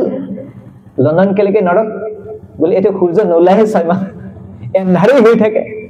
যে এবিলাক এন্ধাৰ জায়গাবিলাক নৰকে হয় পিছদিনাখন নিউজ পেপাৰত লণ্ডনৰ নিউজ পেপাৰত আহি গৈছে Swamiji says London is hell ৰাতিপুৱাৰ খবৰ কাগজে ডাঙৰ ডাঙৰ খবৰ ওলাইছে স্বামীজিয়ে কৈছে যে লণ্ডনখন বোলে নৰক মানে পঢ়িছে শুদ্ধ ভক্তই কৈছে কোনে কমপ্লেইন কৰিব আমি কলে তো থাপৰ দিলে হেতে লণ্ডনত আহিছে লণ্ডনকে নৰক বুলি কৈছে আৰু কোনবাই কৈছে স্বামীজি এই বয়সত আপুনি কেলে লণ্ডনত আহিলে তে প্ৰভুপাদে কি কৈছে তোমালোকে চোৰ তোমালোকে ভাৰতত গৈ কেনে সব চুৰ কৰি কেনে লৈ আহিলা কোহিনুৰ আগতে কোহিনুৰ হীৰা আছিল কোহিনুৰ হীৰা চুৰি কৰি লৈ গল জানে শিৱাজীৰ তলৱাৰ ক'ত আছে এতিয়া লণ্ডনৰ মিউজিয়ামত আছে কোহিনুৰ হীৰা ক'ত আছে তাতে আছে এই মুকুট বিলাক ক'ত আছে তাতে আছে আৰু আপোনালোকে অসমৰ মানুহে জানে অসমত এখন বৃন্দাবনী বস্ত্ৰ জানে কোনে জানে বৃন্দাবনী বস্ত্ৰ কথা কোনে শুনিছে বৃন্দাবনী বস্ত্ৰ নাম শুনিছে শুনিছেনে কোনে শুনা নাই মাধৱদেৱে বনাইছিলে কাৰ নিৰ্দেশত বনাইছিলে শ্ৰীমন্ত শংকৰদেৱৰ নিৰ্দেশত বনাইছিলে তো ৰজাই কৈছিলে যে মই এখন বস্ত্ৰত গোটেই ভগৱানৰ গোটেই লীলাবিলাক চাব বিচাৰো কি সম্ভৱ শংকৰদেৱে কৈছে হৈ যাব বনাই দিম আৰু মাধৱদেৱক কৈছিলে তুমি বনোৱা বৰাৰ তো মাধৱদেৱে দায়িত্ব লৈছিলে কাপোৰ বনোৱা আৰু তাতে কাপোৰত ধুনীয়াকৈ গোটেই লীলাবিলাক অংকিত কৰিছিলে কৃষ্ণ লীলা এইখন বস্ত্ৰৰ নাম হৈছে বৃন্দাবনী বস্ত্ৰ আমাৰ তাত থাকিলে চাগে উৰুহে খালেহেঁতেন ব্ৰিটিছে নি কেনে সিহঁত ভক্ত নহয় বোলে সিহঁতে নি সেই কাপোৰ ব্ৰিটিছ মিউজিয়ামত সজাই কেনে ৰাখিছে বৃন্দাবনী বস্ত্ৰ এটা নিদিয়ে আপোনাক এটা আনাৰ কাৰণে চেষ্টা কৰি আছে বুজিছে তো প্ৰভুপাদে তাতে কৈছে তোমালোকে সব চুৰি কৰি কেনে লৈ আহিলে চুৰৰ জাত পিছে তোমালোকে চুৰ কৰি আনিলে এটা যেটো সবতকৈ মূল্যৱান বস্তু হেতু এৰি আহিলা আৰু আমাৰ ভাৰতৰ পৰম্পৰা আমি আনক দিও আমি এখন দিবৰ কাৰণে আহিছো কি দিবৰ কাৰণে আহিছো the knowledge of the Bhagavad Gita জয় শ্ৰীমদ ভাগৱত গীতা যথাযথ কি তো কৈছে মই গীতাৰ জ্ঞান দিবৰ কাৰণে আহিছো স্বামীজি নমস্তে নমস্কাৰ this is Prabhupada বাবা দুকা ভগৱান যেনেকৈ কথা ক'ব জানে ভগৱানৰ ভক্তই কথা ক'ব জানে বহুত এক্সপাৰ্ট যেনেকৈ প্ৰভুপাদৰ বহুত লীলা আছে তো ইয়াৰ পিছৰ কোৱালিটি হৈছে সুপণ্ডিত মানে হৈছে যিজন পণ্ডিত বুলি ক'লে আমি জানো যেন খুব শাস্ত্ৰ নিপুণ ভাল শাস্ত্ৰজ্ঞ আৰু সুপণ্ডিত মানে অতি বেছি পণ্ডিত কিন্তু কেৱল পুথিগত জ্ঞান থাকিলে হেজন ব্যক্তিক পণ্ডিত বুলি নকয় এই ব্যক্তি যে কোনজন ব্যক্তিক পণ্ডিত বুলি কয় যিজনে মৰেল প্ৰিন্সিপলছ নৈতিকতাৰ পালন কৰে নৈতিক যি ব্যৱহাৰ হেতু ত্যাগ নকৰে সেইজন ব্যক্তিক পণ্ডিত বুলি কোৱা হয় তো কৃষ্ণৰ ক্ষেত্ৰত কৈছে তো চাণক্য নীতিত কৈছে যে কোন ব্যক্তিক পণ্ডিত বুলি কোৱা হয় কেৱল বহুত ডাঙৰ ডাঙৰ ডিগ্ৰী আছে সেইজন ব্যক্তিক পণ্ডিত বুলি নকয় আসলে পণ্ডিত কোন হয় কোন পণ্ডিত MA MSc BSc PhD এনেকে ডিগ্ৰী থাকিলে পণ্ডিত হ'ব না তো চাণক্য পণ্ডিতে কৈছে মাতৃবৎ পৰদাৰেষু যিজনে নিজৰ পত্নীৰ বাহিৰে বেলেগৰ পত্নীক মাতৃৰ নিচিনা দৰ্শন কৰে মাতৃবৎ পৰদাৰেষু পদদ্ৰব্যেষু লুষ্ট্ৰবৎ আৰু বেলেগৰ বস্তুবিলাকক ৰাস্তাত পৰি থকা শিলৰ টুকুৰা নিচিনা দৰ্শন কৰে শিলৰ নিচিনা দৰ্শন কৰে আৰু আত্মবৎ সৰ্বভূতেষু আৰু যিজনে নিজৰ কাৰণে নিজক যিমান ভাল পায় নিজৰ যিমান আৰযত্ন লয় ঠিক তেনেকে আনকো তেনেকে ভাল পায় তেনেকে যত্ন কৰে ইহ পশ্যতি স পণ্ডিতঃ সেইজনকে পণ্ডিত বুলি কোৱা হয় এটা হৈছে যিজনে নিজৰ পত্নীৰ বাহিৰে আনৰ পত্নীক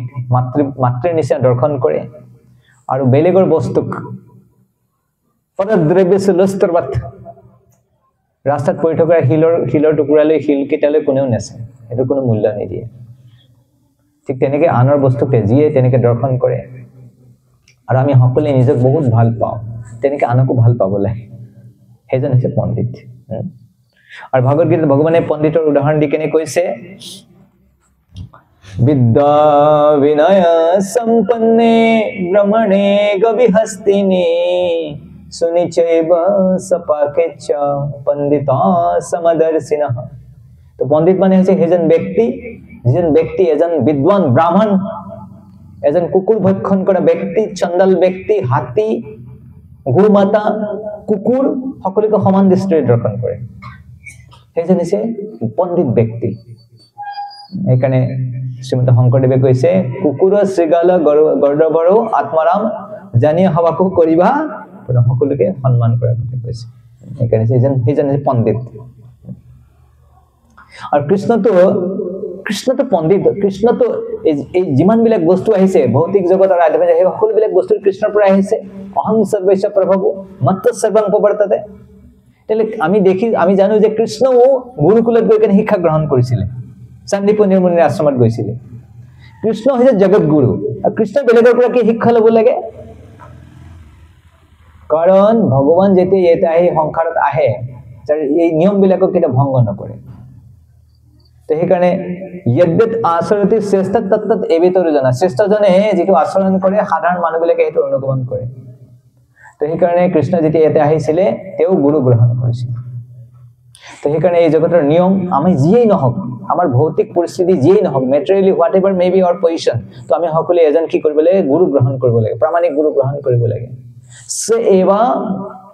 গুৰুম এবাবি গচ্ছত এনেকৈ উপনিষদত কোৱা আছে কৈছে গুৰু গ্ৰহণ কৰা বস্তুটো এটো অপচনেল নহয় আমি ল'ব পাৰো ল'ব নোৱাৰতে নলবও পাৰো তেনেকুৱা নাই অৱশ্যই ল'ব লাগে তেনেকৈ কৈছে তো তাৰ কাৰণে কৃষ্ণ নিজে গুৰু গ্ৰহণ কৰিছে গুৰুকুলত গৈছে আৰু চান্দিপনীৰ মুনিৰ পৰা তেওঁ শিক্ষা গ্ৰহণ কৰিছে তো কৈছে যে এই জগতৰ জীৱ ব্ৰহ্মাক প্ৰথমতে জ্ঞান প্ৰদান কৰিছিলে কোনে কৰিছিলে কৃষ্ণই ओम नमो भगवते वासुदेवाय जन्मादि यस्य यतन्मयादि तरदसार्थे स्वविघ्नसरा तेने ब्रह्म हृदय आदि कवये मुह्यन्ति यत्सूरयः तेने ब्रह्म हृदय आदि कवये ब्रह्मार हृदयत प्रथम ज्ञान कोने प्रदान কৰিছিল কৃষ্ণ তো এই ব্ৰহ্মাৰ পৰা এই জ্ঞান পৰম্পৰাধাৰ নামি কেনে কোনে লাভ কৰিলে চান্দিপনী মুনি আৰু চান্দিপনী মুনিৰ পৰা এটা কোনে জ্ঞানটো লাভ কৰি আছে কৃষ্ণ কিন্তু জ্ঞানটো কৰ পৰা আহিছে আচ্ছা সাগৰলৈ নৈবিলাক বৈ যায় তো দেখাত কেনেকুৱা লাগে সাগৰৰ কোনে পানী দি আছে নদীবিলাকে দি আছে তেনেকৈ লাগে না কি নদী পানীটো কৰ পৰা পায় পাহাৰৰ পৰা নামি আহে পাহাৰত পানীটো কৰ পৰা জমা হয় হেতু মেঘৰ পৰা আহে মেঘবিলাক কেনেকৈ গঠন হয় মেঘৰ সৃষ্টি কেনেকৈ হয় কোৱা বাষ্প সূৰ্যৰ পোহৰ পৰি সূৰ্যৰ তাপত সাগৰৰ পানী বাষ্পীভূত হৈ কেনে মেঘ যাব না তো আলটিমেটলি পানীটো কৰ পৰা আহিলে সাগৰৰ পানী কৰ পৰা আহিলে সাগৰৰ পৰা আহিছে সাগৰৰ পানী বাষ্পীভূত হ'ব হৈ কেনে মেঘ হ'ব মেঘ বৰষুণ হ'ব আৰু সেই পানী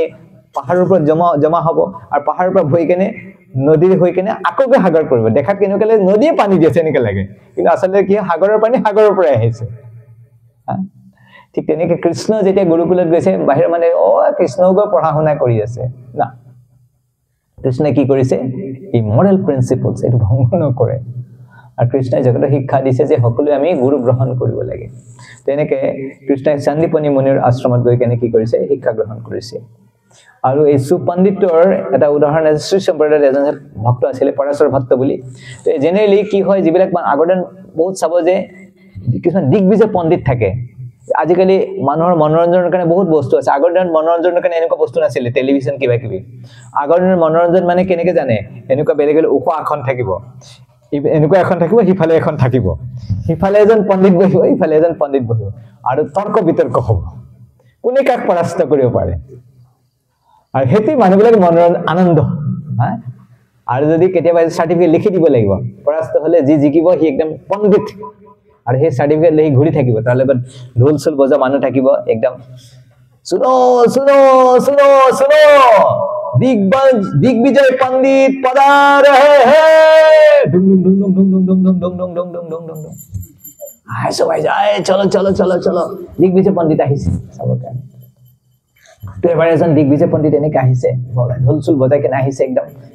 একদম ডুং ডুং ডুং ডুং ডুং সি একদম এনেকৈ এনেকৈ আহি আছে তো যেটা সৰু বাচ্চা এটা তাৰ নাম হৈছে পৰাশৰ সি বাচ্চাটোৱে কি কৰিছে এইটো আকৌ কোন আহিছে ঢোল চুল বজাই কেনে আহিছে কোনোবাই ক'লে এজন বোলে বিৰাট ডাঙৰ পণ্ডিত এনেকৈ কৈছে আচ্ছা বিৰাট ডাঙৰ পণ্ডিত পণ্ডিত মানুহে এনেকৈ আহে নেকি ঢোল চুল বজাই কেনে আহে নেকি আচ্ছা তেওঁ চব কথা জানে ন এই পণ্ডিত মানে একদম দিগ্বিজয় পণ্ডিত পুৰা ব্ৰহ্মাণ্ড জয় কৰি কেনে আহিছে পৃথিৱী জয় কৰি আহিছে চাৰ্টিফিকেট লগত লৈ আহিছে সব জানে আচ্ছা সব জানে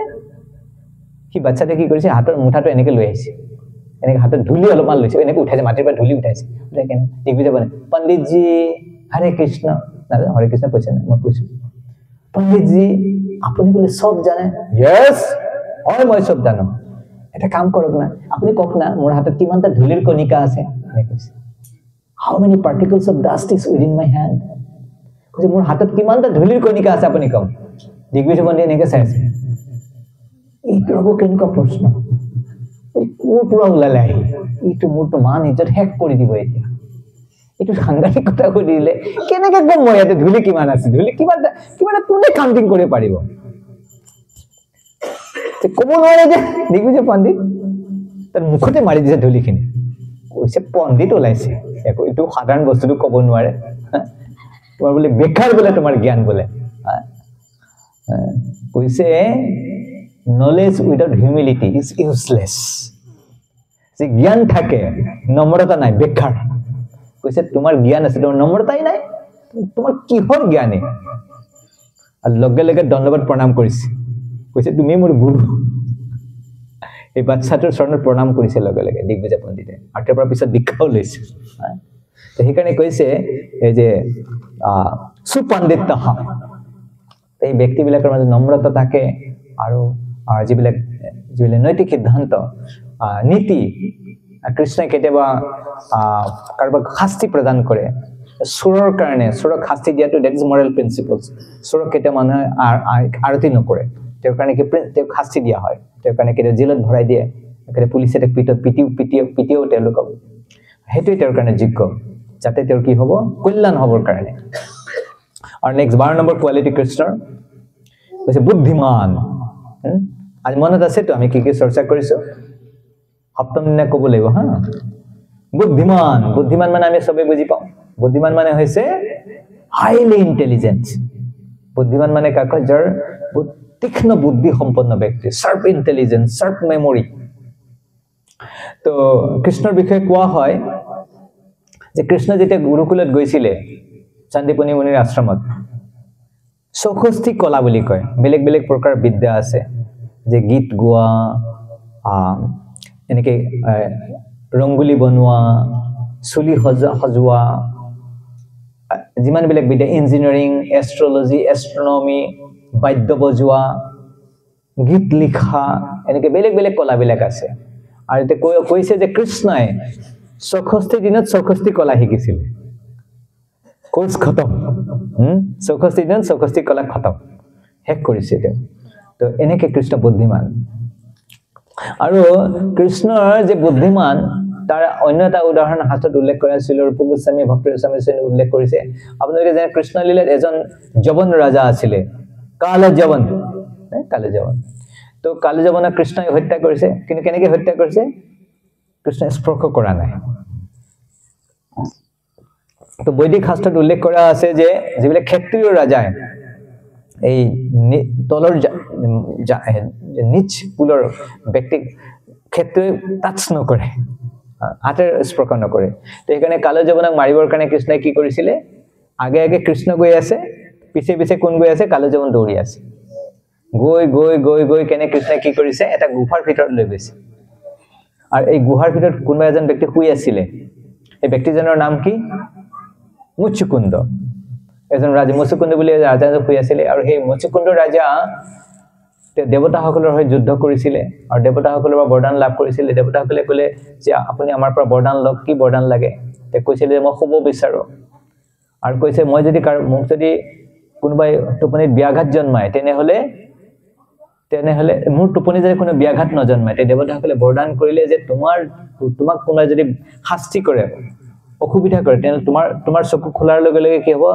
জুই ওলাব আৰু তাতে জুই ভস্ম হৈ যাব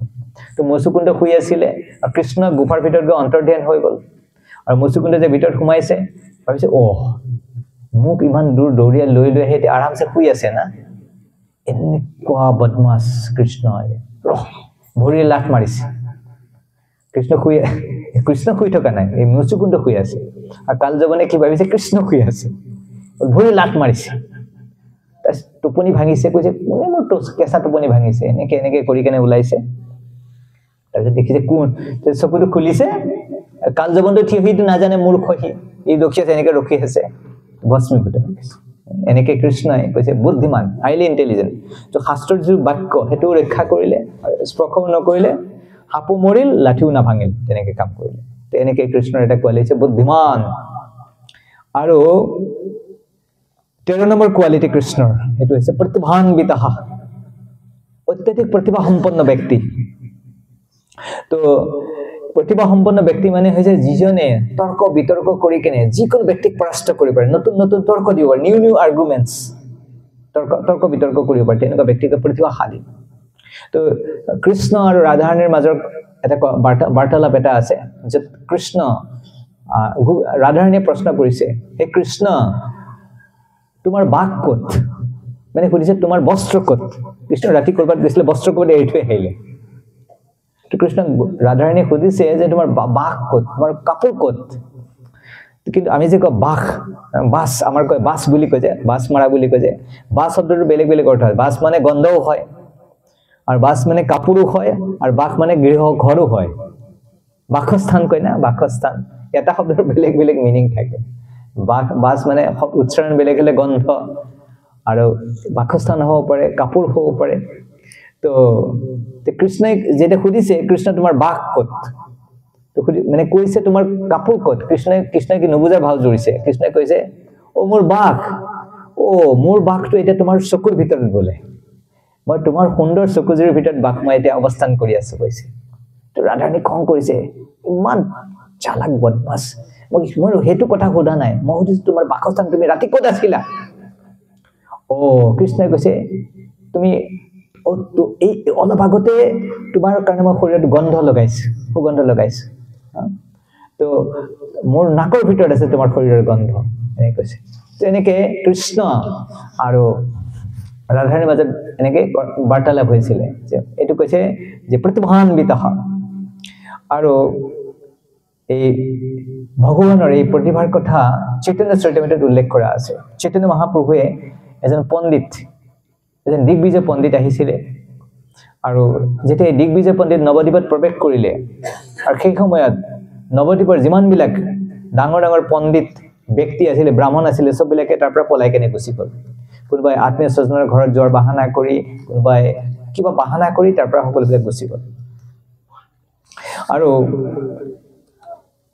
তেওঁলোকে ভাবিলে যে প্ৰথমতে আমাৰ নৱদ্বীপৰ যি নিমাই পণ্ডিতে তৰ্ক কৰিব যেতিয়া সৰু বাচ্চা ল'ৰা নিমাই পণ্ডিতে তৰ্ক কৰিব নিমাই যদি হাৰি যায় তেনেহলে আমাৰ বেলেগ পিছত আমাৰ ডাঙৰ বিলাকে তৰ্ক বিতৰ্ক কৰিব তো এই দিগ্বিজয় পণ্ডিত নিমাই লগৰ ল'ৰাবিলাক লৈ কেনে তেওঁ গংগাৰ পাৰতে খেলি আছিল ৰাতিৰ সময়ত তেওঁ বিশ্ৰাম কৰি আছিল সেই সময়ত এই দিগ্বিজয় পণ্ডিত আহিলে আৰু দিগ্বিজয় পণ্ডিত আহি কেনে লগ পালে আৰু নিমাই পণ্ডিতে এই দিগ্বিজয় পণ্ডিতক পৰাস্ত কৰিলে দিগ্বিজয় পণ্ডিত খুব পণ্ডিত আৰু নিমাইটো সৰু ল'ৰা তেওঁৰ গুৰুকুল আছে তো ইয়াতে কৈছে জ্যোৎস্নাবতী রাত্রি প্রভু শিষ্যগণের সঙ্গে বসি আছেন গঙ্গা তীরে বিদ্যার প্রসঙ্গে জ্যোৎস্নাবতী রাত্রি প্রভু শিষ্যগণের সঙ্গে বসি আছেন গঙ্গা তীরে বিদ্যার প্রসঙ্গে হেন কালে দিগ্বিজয়ী তাহাই আইলা গঙ্গারে বন্দন করি প্রভুরে মিলিলা তো এই দিগ্বিজয় পণ্ডিতৰ বিষয়ে এটা কথা কওঁ যে দিগ্বিজয় পণ্ডিতৰ জিভাত কোন থাকে সৰস্বতী বাক কৰে আৰু তেওঁ কথা কলে সৰস্বতীয়ে কৈ থাকে সৰস্বতীৰ পূজা কৰে তেওঁ সৰস্বতীৰ ভক্ত আছিল সেইকাৰণে ইমান ডাঙৰ পণ্ডিত হ'ব পাৰিছিল তো তেওঁ আহি গংগাৰ প্ৰশংসা কৰিলে কৰি কেনে মহাপ্ৰভুক লগ কৰিলে আৰু বসাইলা তাৰে প্ৰভু আদৰ কৰিয়া দিগ্বিজয় কহে মনে অবজ্ঞা কৰিয়া তো নিমাই পণ্ডিতে দিগ্বিজয় পণ্ডিতক আদৰ কৰি কেনে গংগাৰ পাৰত বহাইছে কিন্তু তেওঁৰ দিগ্বিজয় পণ্ডিতৰ মনত অবজ্ঞা আছে এই সৰু বাচ্চা ল'ৰা কিনো জানে ব্যাকৰণ পঢ়াই খুব মানুহবিলাকে এনেই নিমাই পণ্ডিত আজি ওলাব নহয় মজাটো পাব মোৰ লগত কথা পাতিলে কিমান পণ্ডিত আজি চাম নহয় মই কৈছে দিগ্বিজয়ী কহে মনে মনত অবজ্ঞা কৰি আছে অবহেলা কৰি আছে ব্যাকৰণ পঢ়াহ নিমাই পণ্ডিত তোমাৰ নাম বাল্য শাস্ত্ৰে লোকে তোমাৰ কহে গুণ গ্ৰাম তুমি তো ব্যাকৰণৰ শিক্ষা দিয়া আৰু মানুহে নাজানে সেইকাৰণে তোমাৰ বহুত গুণগান কৰি থাকে সৰু সৰু ল'ৰা ছোৱালীয়ে শিক্ষা দিয়া আৰু মানুহে কয় খুব ডাঙৰ পণ্ডিত শুনিলো ফাকিতে তোমাৰ ব্যাকৰণৰ মধ্যে জানি পঢ়া কলাম শুনিলো ফাকিতে তোমাৰ শিষ্যৰ সংলাপ প্রভু কহে ব্যাকরণ পড়াই অভিমান করি শিষ্যতে না বুঝে আমি বুঝাইতে নারী তো মহাপ্রভু কৈছে আসলে মই একো না জানো এ মই বুঝাব নোৱাৰি সিহঁতে বুজি নাপায় এনে অভিমান কৰি কেনে মই সিহঁতক ব্যাকৰণ পঢ়াম কাহা তুমি সৰ্বশাস্ত্ৰে কবিত্বে প্ৰবীণ কাহায় আমি সবে শিশু পড়ুয়া নবীন তো মহাপ্ৰভু কৈছে আপুনি কোন ডাঙৰ পণ্ডিত দিগ্বিজয় পণ্ডিত আৰু আমি সৰু ল'ৰা আমাৰ আৰু আপোনাৰ মাজত কি তুলনা হয় তো ভগৱানে এনেকে কথা প্ৰথমতে কি ওপৰলৈ উঠাই আছে প্ৰথমে কি কৰিছে ওপৰলৈ উঠাই আছে তো কৈছে মন কৰিছো আপুনি খুব ডাঙৰ কবি হয় আপুনি কবিতা হলেও গাই দিব নেকি শুনিম তোমার কবিত্বে কিছু শুনিতে হয় মন কৃপা করি কর যদি গঙ্গার বর্ণন তো আপুনি যে কৃপা কৰি কোন যে গঙ্গাৰ গুণগান শুনিব মন গৈছে আপুনি ইমান ডাঙৰ কবি হলে গঙ্গাৰ গুণগান কৰক না শুনিয়া ব্রাহ্মণ গর্বে বর্ণিতে লাগিলা ঘটি একে শত শ্লোক গঙ্গার বর্ণিলা তো যেটা কলে আৰু গৰ্বিত হল আৰু এক মুহূৰ্তৰ ভিতৰত গংগাৰ ওপৰত কিমানটা শ্লোক ৰচনা কৰি কলে 100টা শ্লোক আৰু আগতে লিখি অনা নাছিলে শ্লোকবিলাক কিতাপ চাই কেনে কোৱা নাই জাস্ট স্পন্টেনিয়াসলি স্বাভাৱিকভাৱে কৈছে কেনেকৈ ক'ব পাৰিছে সৰস্বতী আছে আৰু শুনিয়া কৰিলা প্ৰভু বহুত সৎকাৰ তোমা সম পৃথিৱীতে কবি নাহি আৰ মহাপ্ৰভুৱে কৈছে তোমাৰ নিচিনা কবি পৃথিৱীতে নাই তুমি ইমান ডাঙৰ কবি তোমাৰ কবিতা শ্লোক বুজিতে কাৰ শক্তি তুমি ভালো জানো অৰ্থ কিংবা সৰস্বতী তোমাৰ যি কবিতা হে অকল তোমাৰ বাহিৰে আৰু সৰস্বতীৰ বাহিৰে কোনেও নাজানে ইমান ডাঙৰ কবি তুমি ভালকে ইয়াৰ অর্থ জানা তুমি ভালো জানো অর্থ কিংবা সরস্বতী এক শ্লোকের অর্থ যদি করনি মুখে শুনি সব লোকে তবে পাই বড় সুখে তো তো এটা শ্লোকৰ অৰ্থ ক'ব নেকি এশটা নালাগে এটা কক না আমাৰ মনটো খুব ভাল লাগিব সবে শুনি কেনে বহুত সন্তোষ পাব তবে দিগ্বিজয়ী ব্যাখ্যাৰ শ্লোক পুছিল শত শ্লোকৰ এক শ্লোক প্ৰভু তো কহিল তো দিগ্বিজয় পণ্ডিতে সুধিছে মই এশটা শ্লোক কৈছো নহয় কোনটো শ্লোক কোনটো শ্লোক ক'বলে কোৱা কোনটো অহংকাৰী ব্যক্তি তো মহাপ্ৰভুৱে কি কৈছে महत्वं गंगाया सतमिदम अभाति नितरां यदस्ना श्री विष्णु चरण कमलपत्ति सुभगा द्वितीय श्री लक्ष्मीरिव सुरनैर चनै चरणा भवानी भर्तुर्या शिरसि विभक्त अद्भुत गुणा এই শ্লোকের অর্থ কর প্রভু যদি কহিল বিস্মিত হয়ে দিগ্বিজয়ী প্ৰভুকে পুছিল তো 100 শ্লোক কৈছে এক মুহূৰ্তৰ ভিতৰতে কৈছে তাৰ মাজৰ পৰা এটা শ্লোক মহাপ্ৰভুৱে কৈছে এইটো শ্লোকৰ অৰ্থ কৈ দিও দিগ্বিজয় পণ্ডিত এনেকৈ চাই আছে 100 শ্লোক কলো বতাহৰ বেগত কৈছো কেনে কৈছো বতাহৰ বেগত কৈছো তাৰ মাজৰ পৰা এই শ্লোকটো মনত কেনেকৈ ৰাখিলে বুজি পোৱাটো দূৰৰ কথা মনত কেনেকৈ ৰাখিলে ইমান শ্লোকটো চাই আছে বিস্মিত হয়ে দিগ্বিজয় প্ৰভুকে পুছিল ঝঞ্ঝাৱত আমি শ্লোক পঢ়িল তাৰ মধ্যে শ্লোক তুমি কৈছে কণ্ঠ কৰিল তুমি কেনেকৈ কণ্ঠস্থ কৰিলা প্ৰভু কহে দেৱেৰ বৰে তুমি কবিবৰ ওইছে দেৱেৰ বৰে কেহ হয় শ্ৰুতি ধৰ যেনেকে ভগৱানৰ আশীৰ্বাদত তুমি ডাঙৰ কবি হৈ গলা তেনেকে ভগৱানৰ আশীৰ্বাদত কোনোবা ডাঙৰ শ্ৰুতি হ'ব পাৰে শ্ৰুতিধৰ মানে শুনি কেনে মনত ৰাখিব পাৰে শ্লোকেৰ অৰ্থ কৈল বিপ্ৰ পায়া সন্তোষ প্ৰভু কহে কহ শ্লোকেৰ কিবা গুণ দোষ তো শ্লোকৰ অৰ্থ কলে তাৰপিছত মহাপ্ৰভুৱে কৈছে আপুনি এটা কাম কৰকচোন শ্লোকৰ কেইটামান গুণ কক কেইটামান দোষ কক দিগ্বিজয় কৈছে কি কৈছে আপুনি মোৰ শ্লোকত দোষ আছে কেনেকৈ হ'ব পাৰে গুণেই আছে তে মহাপ্ৰভুৱে লাহে লাহে কি কৈছে প্ৰথমে গুণৰ চৰ্চা কৰিছে তাৰপিছত দুখৰ কথা কৈছে আৰু যেতিয়া দুখৰ কথা কৈছে এই দিগ্বিজয় পণ্ডিতৰ মাথাত কি পৰিছে বজ্ৰপাত হৈছে কৈছে গোটেই বিশ্ব ভ্ৰমণ কৰি আহিলো মোৰ লগত কথা ক'ব সাহস নকৰে মোৰ কথাবিলাক মানে বুজি নেপায় আৰু এইজন সৰু ল'ৰা নৱদ্বীপত নিমাই পণ্ডিত মোৰ দুখ উলিয়াই দিছে এটো সাংঘাতিক কথা তো মহাপ্ৰভুৱে কি কৈছে ভবানী এটা আছে আমাৰ ওচৰতে যে ভবানী মানে কোন শিৱৰ পত্নী হয় কি না ভবানী ভৱ মানে কোন শিৱ পত্নী আৰু ভবানী মানে শিৱৰ পত্নী ভৱ মানে শিৱ আৰু ভবানী মানে শিৱৰ পত্নী সেইকাৰণে ভবানী বুলি কয় তো কৈছে এই শ্লোকত দিগ্বিজয় পণ্ডিতে কি শব্দ ব্যৱহাৰ কৰিছিলে ভৱানী ভৰ্তু আৰু মহাপ্ৰভু হেতু ধৰিলে কৈছে এটা বস্তু ককচোন এই ভৱানী ভৰ্তু শব্দ দিলে পায় সন্তোষ বিৰুদ্ধমতিকৃত নাম এই মহাদোষ ভৱানী শব্দে কহে মহাদেৱেৰ গৃহিণী তার ভর্তা কহিলা দ্বিতীয় ভর্তা জানে যেটা ভবানী বুলি কলে সেইটো সবাই বুজি পায় এটো শিৱৰ পত্নী তুমি যে কলা ভবানী ভৰ্তু তাৰ মানে কি মানে শিৱৰ পত্নী ভবানীৰ আৰু এটা পতি আছে কি আছে দ্বিতীয় এটা পতি আছে তাৰ মানে কি কইল তুমি যে কলা শ্লোকত ভবানী ভৰ্তু ভবানী বুলি কলে সবাই বুজি পায় শিৱৰ পত্নী তুমি যে কলা ভবানী ভৰ্তু মানে কি শিৱৰ পত্নী ভবানীৰ আৰু কোনো পতি আছে এইটো শ্লোকত মহা দুখ লাগিলে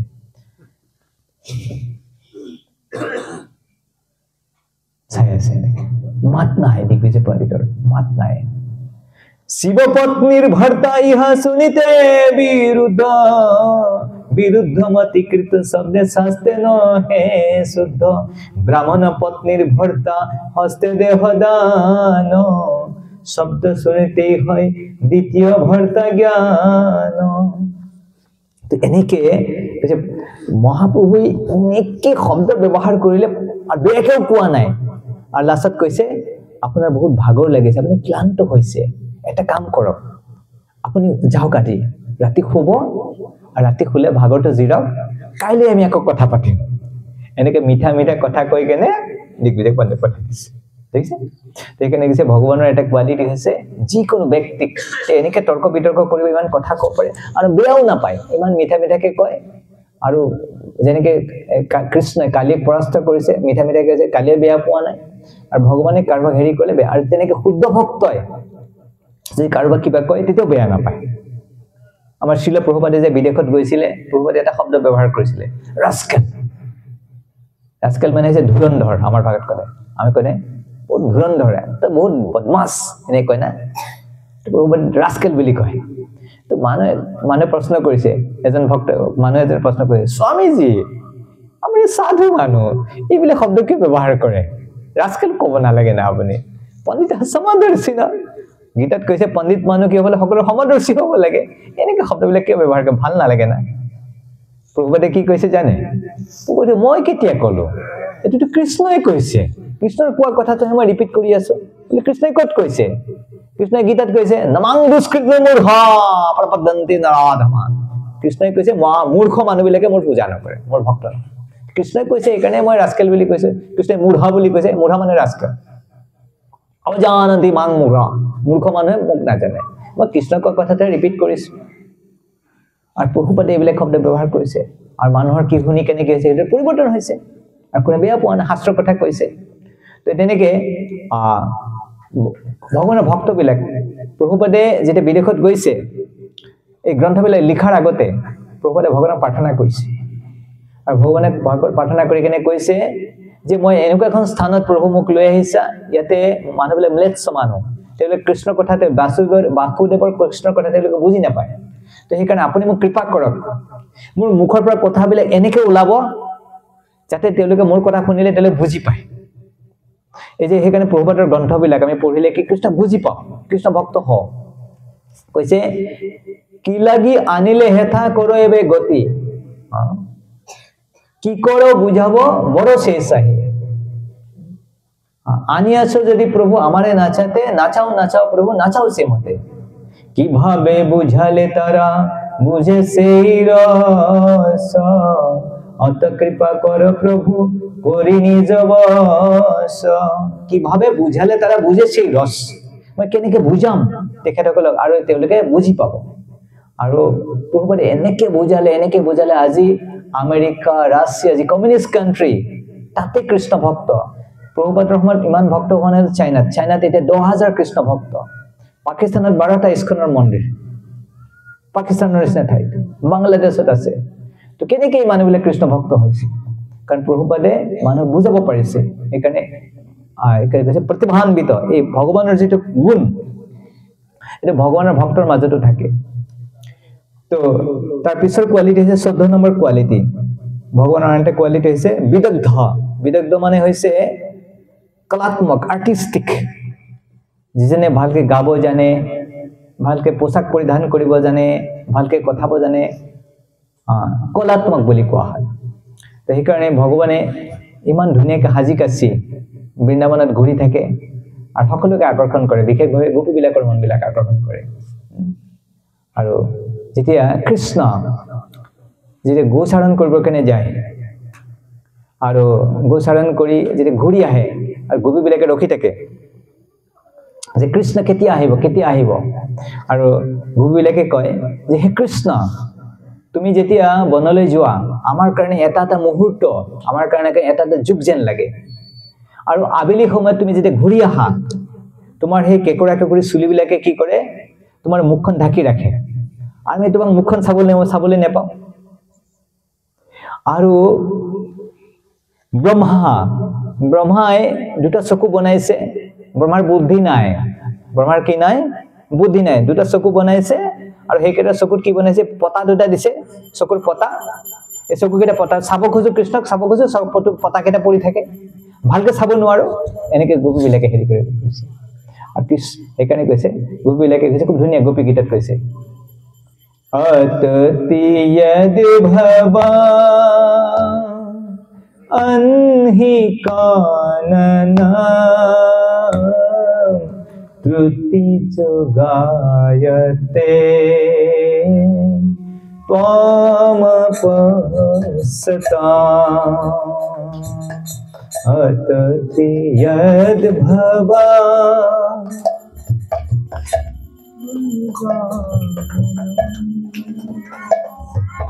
त्रुति जुगायते त्वमपसता कुटिला कुन्तला श्रीमुखं चटे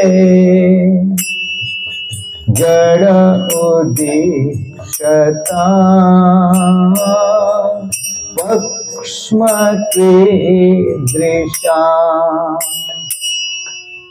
कुटिला कुन्तलं श्रीमुखं चते जड़ उदीक्षता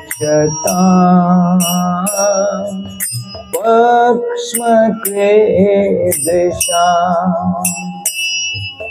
अतति यद्भवा अन्हि कानना श्रुति जुगायते त्वमपसता स्तुति जुगायते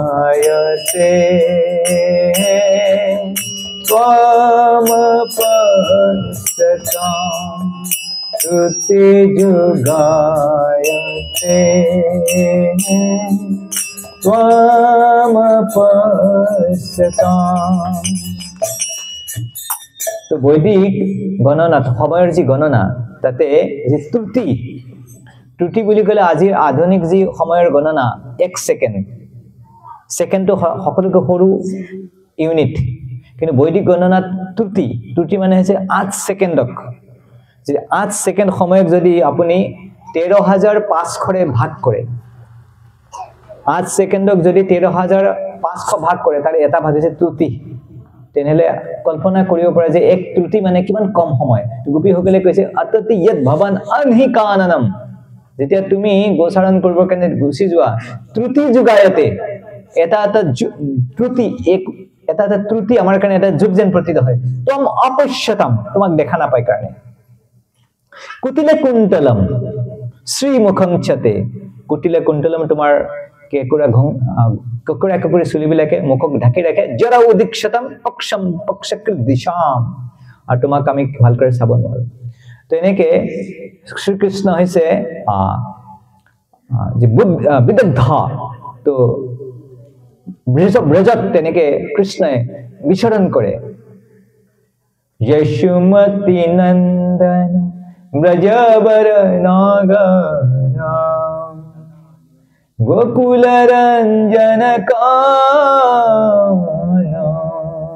यशुमति नंदन ब्रजवर नागर नागर माने नगर, नगरत जी ঘূৰি থাকে ধুনীয়াকে হাজি কাছি কেনে এইবিলাক কি বুলি কয় নাগৰ। তো কৃষ্ণ বৃন্দাবনত ঘূৰি থাকে ধুনীয়াকে মা যশোদাই ধুনীয়াকে সজাই কচাই দিয়ে কৃষ্ণ। তো এনেকে কৃষ্ণৰ এই আৰ্টিষ্টিক কলাত্মক এই গুণৰ প্ৰকাশ পাইছে। আৰু কৃষ্ণৰ 15 নম্বৰ কোৱালিটি হৈছে চতুৰহ। চতুৰহ মানে হৈছে চতুৰ মানে গম পাইছে বহুত চালাক কানিং।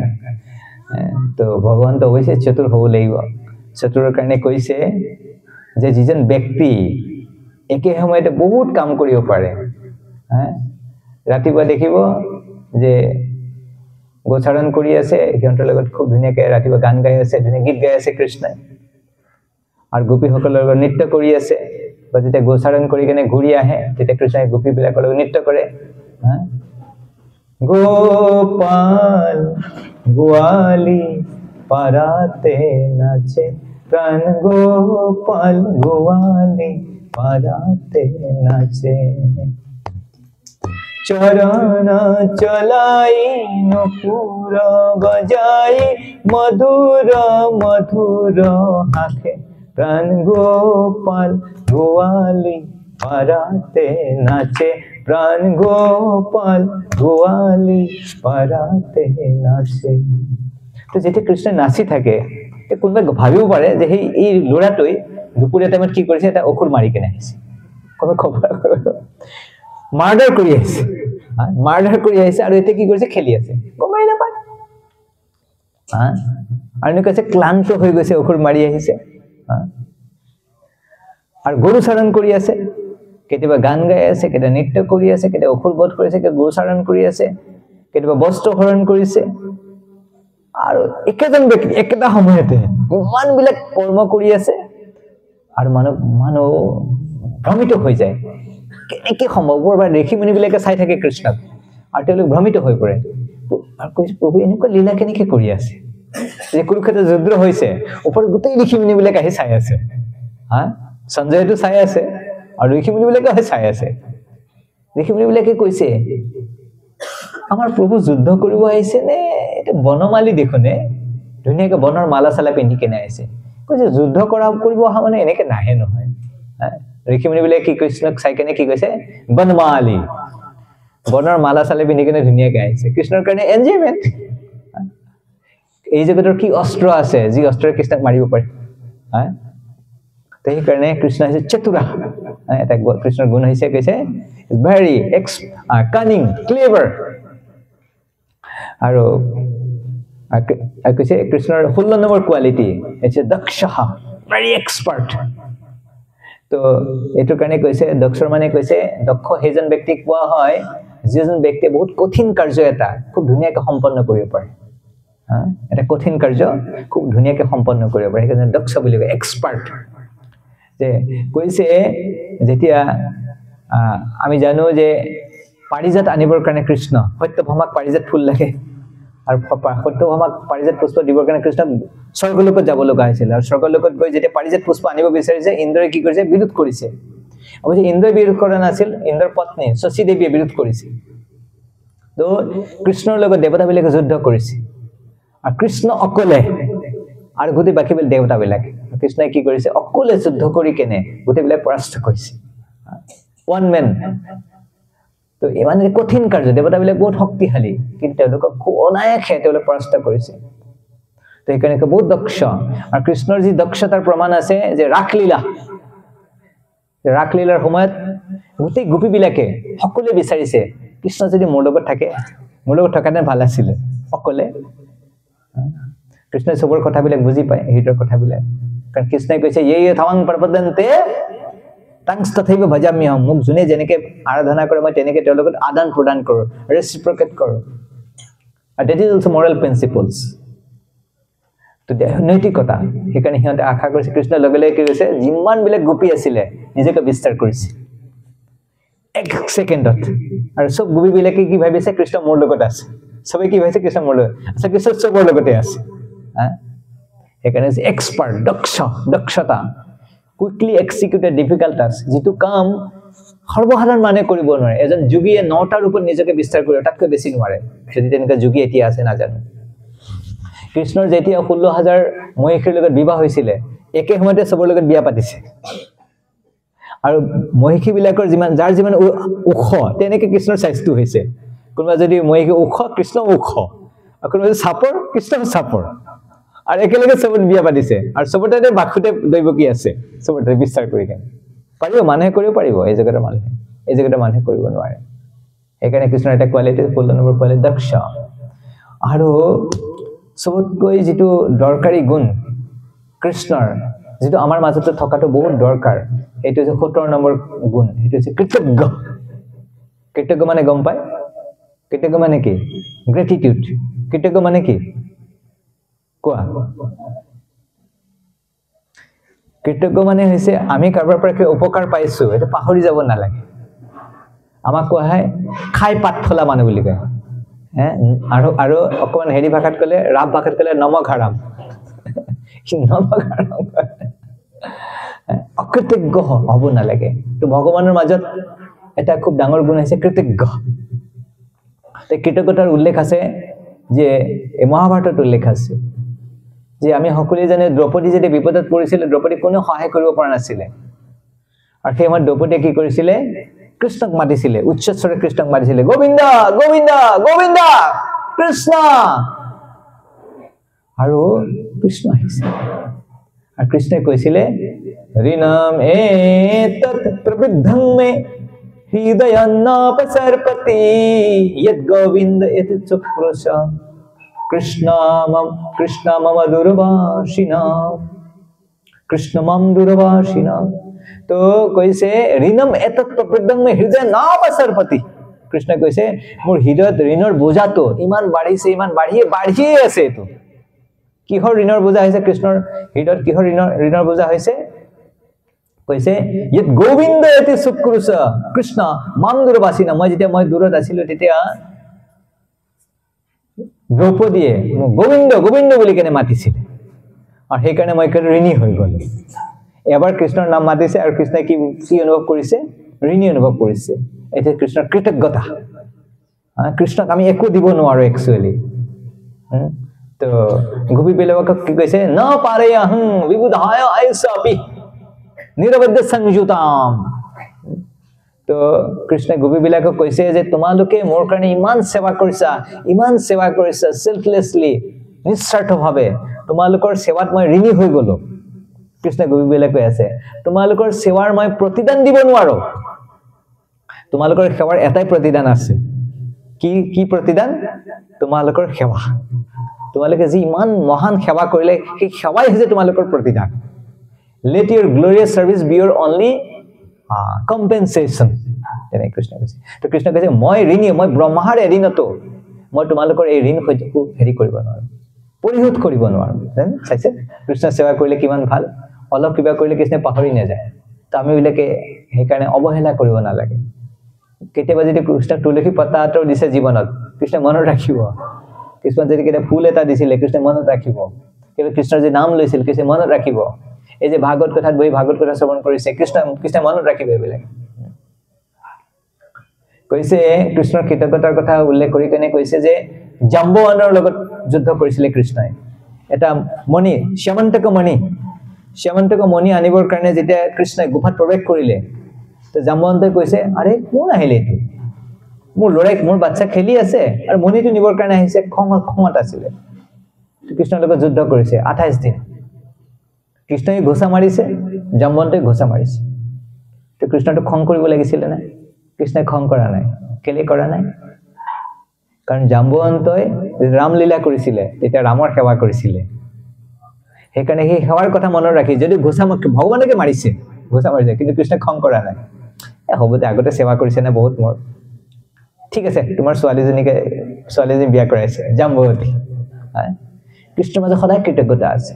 এটা আমাৰ কাৰণে ভাল খবৰ যে ভগৱানে আমাৰ কৰা কৰ্মবিলাকৰ মনত ৰাখে বায়ুৰ অনিলম অমৃতম ভস্মান্তম শৰীৰম ওম কৃতং স্মৰ তো কৈছে বায়ুৰ অনিলম অমৃতম অথেদম ভস্মান্তম শৰীৰম ওম কৃতং স্মৰ তো ভক্তে প্ৰাৰ্থনা কৰি কেনে কৈছে যে মোৰ মৃত্যু হ'ব তে মোৰ শৰীৰত যি বায়ু আছে বায়ুৰ লগত মিহলি হৈ যাব মোৰ শৰীৰত যি মাটি আছে মাটিৰ লগত মিহলি হৈ যাব যি জুই আছে জুইৰ লগত মিহলি হৈ যাব আকাশৰ লগত মিহলি হৈ যাব কি থাকিব একো নাথাকে কিন্তু হে প্ৰভু মই নাজানো জীৱনত কি কৰিছিলো কেতিয়াবা কিবা যদি কৰিছিলো আপোনাৰ কাৰণে মনত পেলাব ভগৱানে প্ৰাৰ্থনা কৰিছে মোৰটো মনত নাথাকে মই মৃত্যুৰ সময়ত মইতো নাজানো আপোনাক মই মনত পেলাব পাৰিম কি নাপাৰিম আপুনি মনত পেলাব কৃষ্ণ মনত পেলায় that is কৃষ্ণ সেইকাৰণে কৃতজ্ঞতা আমাৰ সকলোৰ মাজত থাকিব লাগে কৃতজ্ঞতা নাথাকাটো ভাল কথা নহয় কৃতজ্ঞতা নাথাকাটো হৈছে অজ্ঞানৰ প্ৰতীক ignorance ungratefulness is a symbol of ignorance আৰু ইয়াৰ পিছৰ যেটো কোৱালিটি 18 নম্বৰ কোৱালিটি এটো হৈছে সুদৃঢ় মানে হৈছে দৃঢ় সংকল্পবদ্ধ strongly determined তো সত্যভামাই পাৰিজাত বিচাৰিছে আৰু ইন্দ্ৰই বিৰোধ কৰিছে আৰু কৃষ্ণই কৈছে মই দিম বুলিছো দিমে আৰু কৃষ্ণই অৱশ্যে দিছে আৰু একচুয়ালি কণ্ডলটো লগাইছিলে নাৰদ মুনিয়ে এটা পাৰিজাত পুষ্প আনি ৰুক্মিণী দেৱীক দিছিলে আৰু ৰুক্মিণী দেৱীক এটা পাৰিজাত পুষ্প দেখে সত্যভামাই কৈছে মোকো লাগিব আৰু কৈছে মোক এটা ফুল দিলে না মোক গছটোই লাগিব আৰু কৃষ্ণই স্বৰ্গলোকৰ পৰা পাৰিজাত পুষ্প গছটোকে উঠাই লৈ আহিছে হা আৰু কৈছে পাৰিজাত পুষ্প কৈছে পাৰিজাত পুষ্পৰ তলত যদি কোনোবা থাকে বুলি কৈছে পূৰ্ব জন্মৰ কথা ক'ব পাৰে কৈছে আৰু পাৰিজাত পুষ্পৰ যে সুগন্ধ বহুত মাইল দূৰলৈকে বিয়পি যায় ইমান সুগন্ধময় পুষ্প তো সেইকাৰণে ভগৱানৰ এইটো 18 নম্বৰ কোৱালিটি ভগৱানে যদি ব্ৰত লয় সেইটো কোনেও কি কৰিব নে ভংগ কৰিব নোৱাৰে ভগৱানে যদি কাৰবাক তুমি তো ৰাখিবে যাৰে কে তাৰে মাৰিতে পাৰে তুমি তো মাৰিবে যাৰে কে তাৰে ৰাখি কৃষ্ণ যদি ব্ৰত লয় আজিৰ ভিতৰত তাক মই পঠাই দিম টিকেটটো কাটিব লাগিব তাক কোনে ৰখা পাৰিব কৃষ্ণই কৈছিলে যে আজি জয়দ্ৰত মৰিব লাগিব ৰখাব পাৰিলে গোটেই যিমান বিলাক যোদ্ধাবিলাক আছিলে সবে সুৰক্ষা দিছিলে মাৰি পেলাই তেনেকে তো যিটো 19 নম্বৰ কোৱালিটি সেই গুণটো হৈছে দেশ কাল সুপত্ৰগহ মানে কৃষ্ণ কোনটো স্থানত কোনটো সময়ত কেনেকে কি কৰ্ম কৰিব সেই কথা ভালকে জানে সুপত্ৰগহ সেইকাৰণে কৃষ্ণৰ ভক্তবিলাক দেশ কাল পাত্ৰ এই তিনটা বস্তু মানে প্ৰচাৰ কৰে যিমান বিলাক মহাভাগৱত ভগৱানৰ যিমান বিলাক প্ৰতিনিধি আহে তেওঁলোকে যেতিয়া প্ৰচাৰ কৰে তেওঁলোকে তিনটা বস্তু চাই কেনে প্ৰচাৰ কৰে স্থান কাল পাত্ৰ কোনটো স্থান কোনটো সময় আৰু কেনেকুৱা ব্যক্তি তেনেকৈ চাই প্ৰচাৰ কৰে তো হযৰত মুহাম্মদে প্ৰচাৰ কৰিছিলে যীশু খ্ৰীষ্টই প্ৰচাৰ কৰিছিলে এখন মধ্বাচাৰ্য ৰামানুজাচাৰ্য চৈতন্য মহাপ্ৰভু বিষ্ণু স্বামী এনেকে নিম্বাকাচাৰ্য এই মহান আত্মাবিলাকে তেওঁলোকে এই পৃথিৱীত প্ৰচাৰ কৰিছে কেনেকৈ প্ৰচাৰ কৰিছিলে স্থান কাল পাত্ৰ হিচাপে এনেকৈ চাইকেনে প্ৰচাৰ কৰিছিলে তেনেকৈ কৃষ্ণ সেইকাৰণে দেখিলে যে বছৰৰ সকলোতকৈ ভাল দিন কি ভাল দিনটো হৈছে শৰৎকালীৰ পূৰ্ণিমা ধুনীয়া পোহৰ ধুনীয়া বাতাবৰণ শৰৎকালটোৰ কাৰণে কৃষ্ণ ৰখি আছিলে আৰু কৃষ্ণ নৃত্য কৰি ভাল পায় আৰু এই ব্ৰহ্মাণ্ডৰ সকলোকৈ ধুনীয়া স্ত্ৰীবিলাক কোন গোপীবিলাক সেইকাৰণে কৃষ্ণই কৈলে আৰু সকলোকৈ ভাল স্থান কোনটো বৃন্দাবন তো সেইকাৰণে বৈকুণ্ঠ জনিত পৰমধুপুৰী তত্ৰাপি ৰাসোৎসৱান বৃন্দাৰণ্যম উদৰপানি ৰমনাত তত্ৰাপি গোবৰ্ধনঃ এই ব্ৰহ্মাণ্ডত কৈছে বৈকুণ্ঠতকৈ শ্ৰেষ্ঠ হৈছে বৈকুণ্ঠ জনিত পৰমধুপুৰী মধুপুৰী মানে মথুৰা বৈকুণ্ঠতকৈ শ্ৰেষ্ঠ হৈছে মথুৰা আৰু তাতকৈ শ্ৰেষ্ঠ কি বৈকুণ্ঠ জনিত পৰমধু তত্ৰাপি ৰাসোৎসৱাত তাতকৈ শ্ৰেষ্ঠ হৈছে ৰাসস্থলী কাৰণ কৃষ্ণই তাতে ৰাসলীলা কৰিছে আৰু তাতকৈ শ্ৰেষ্ঠ হৈছে শ্যামকুণ্ড ৰাধাকুণ্ড কাৰণ তাতে ভগৱানে স্নান কৰিছিলে তাতে লীলা কৰিছিলে তাত কৃষ্ণ প্ৰেমৰ মূৰ্তিমান স্বৰূপ তৰল অৱস্থাত তাতে বৰ্তমান হৈ আছে আৰু তাতকৈ শ্ৰেষ্ঠ হৈছে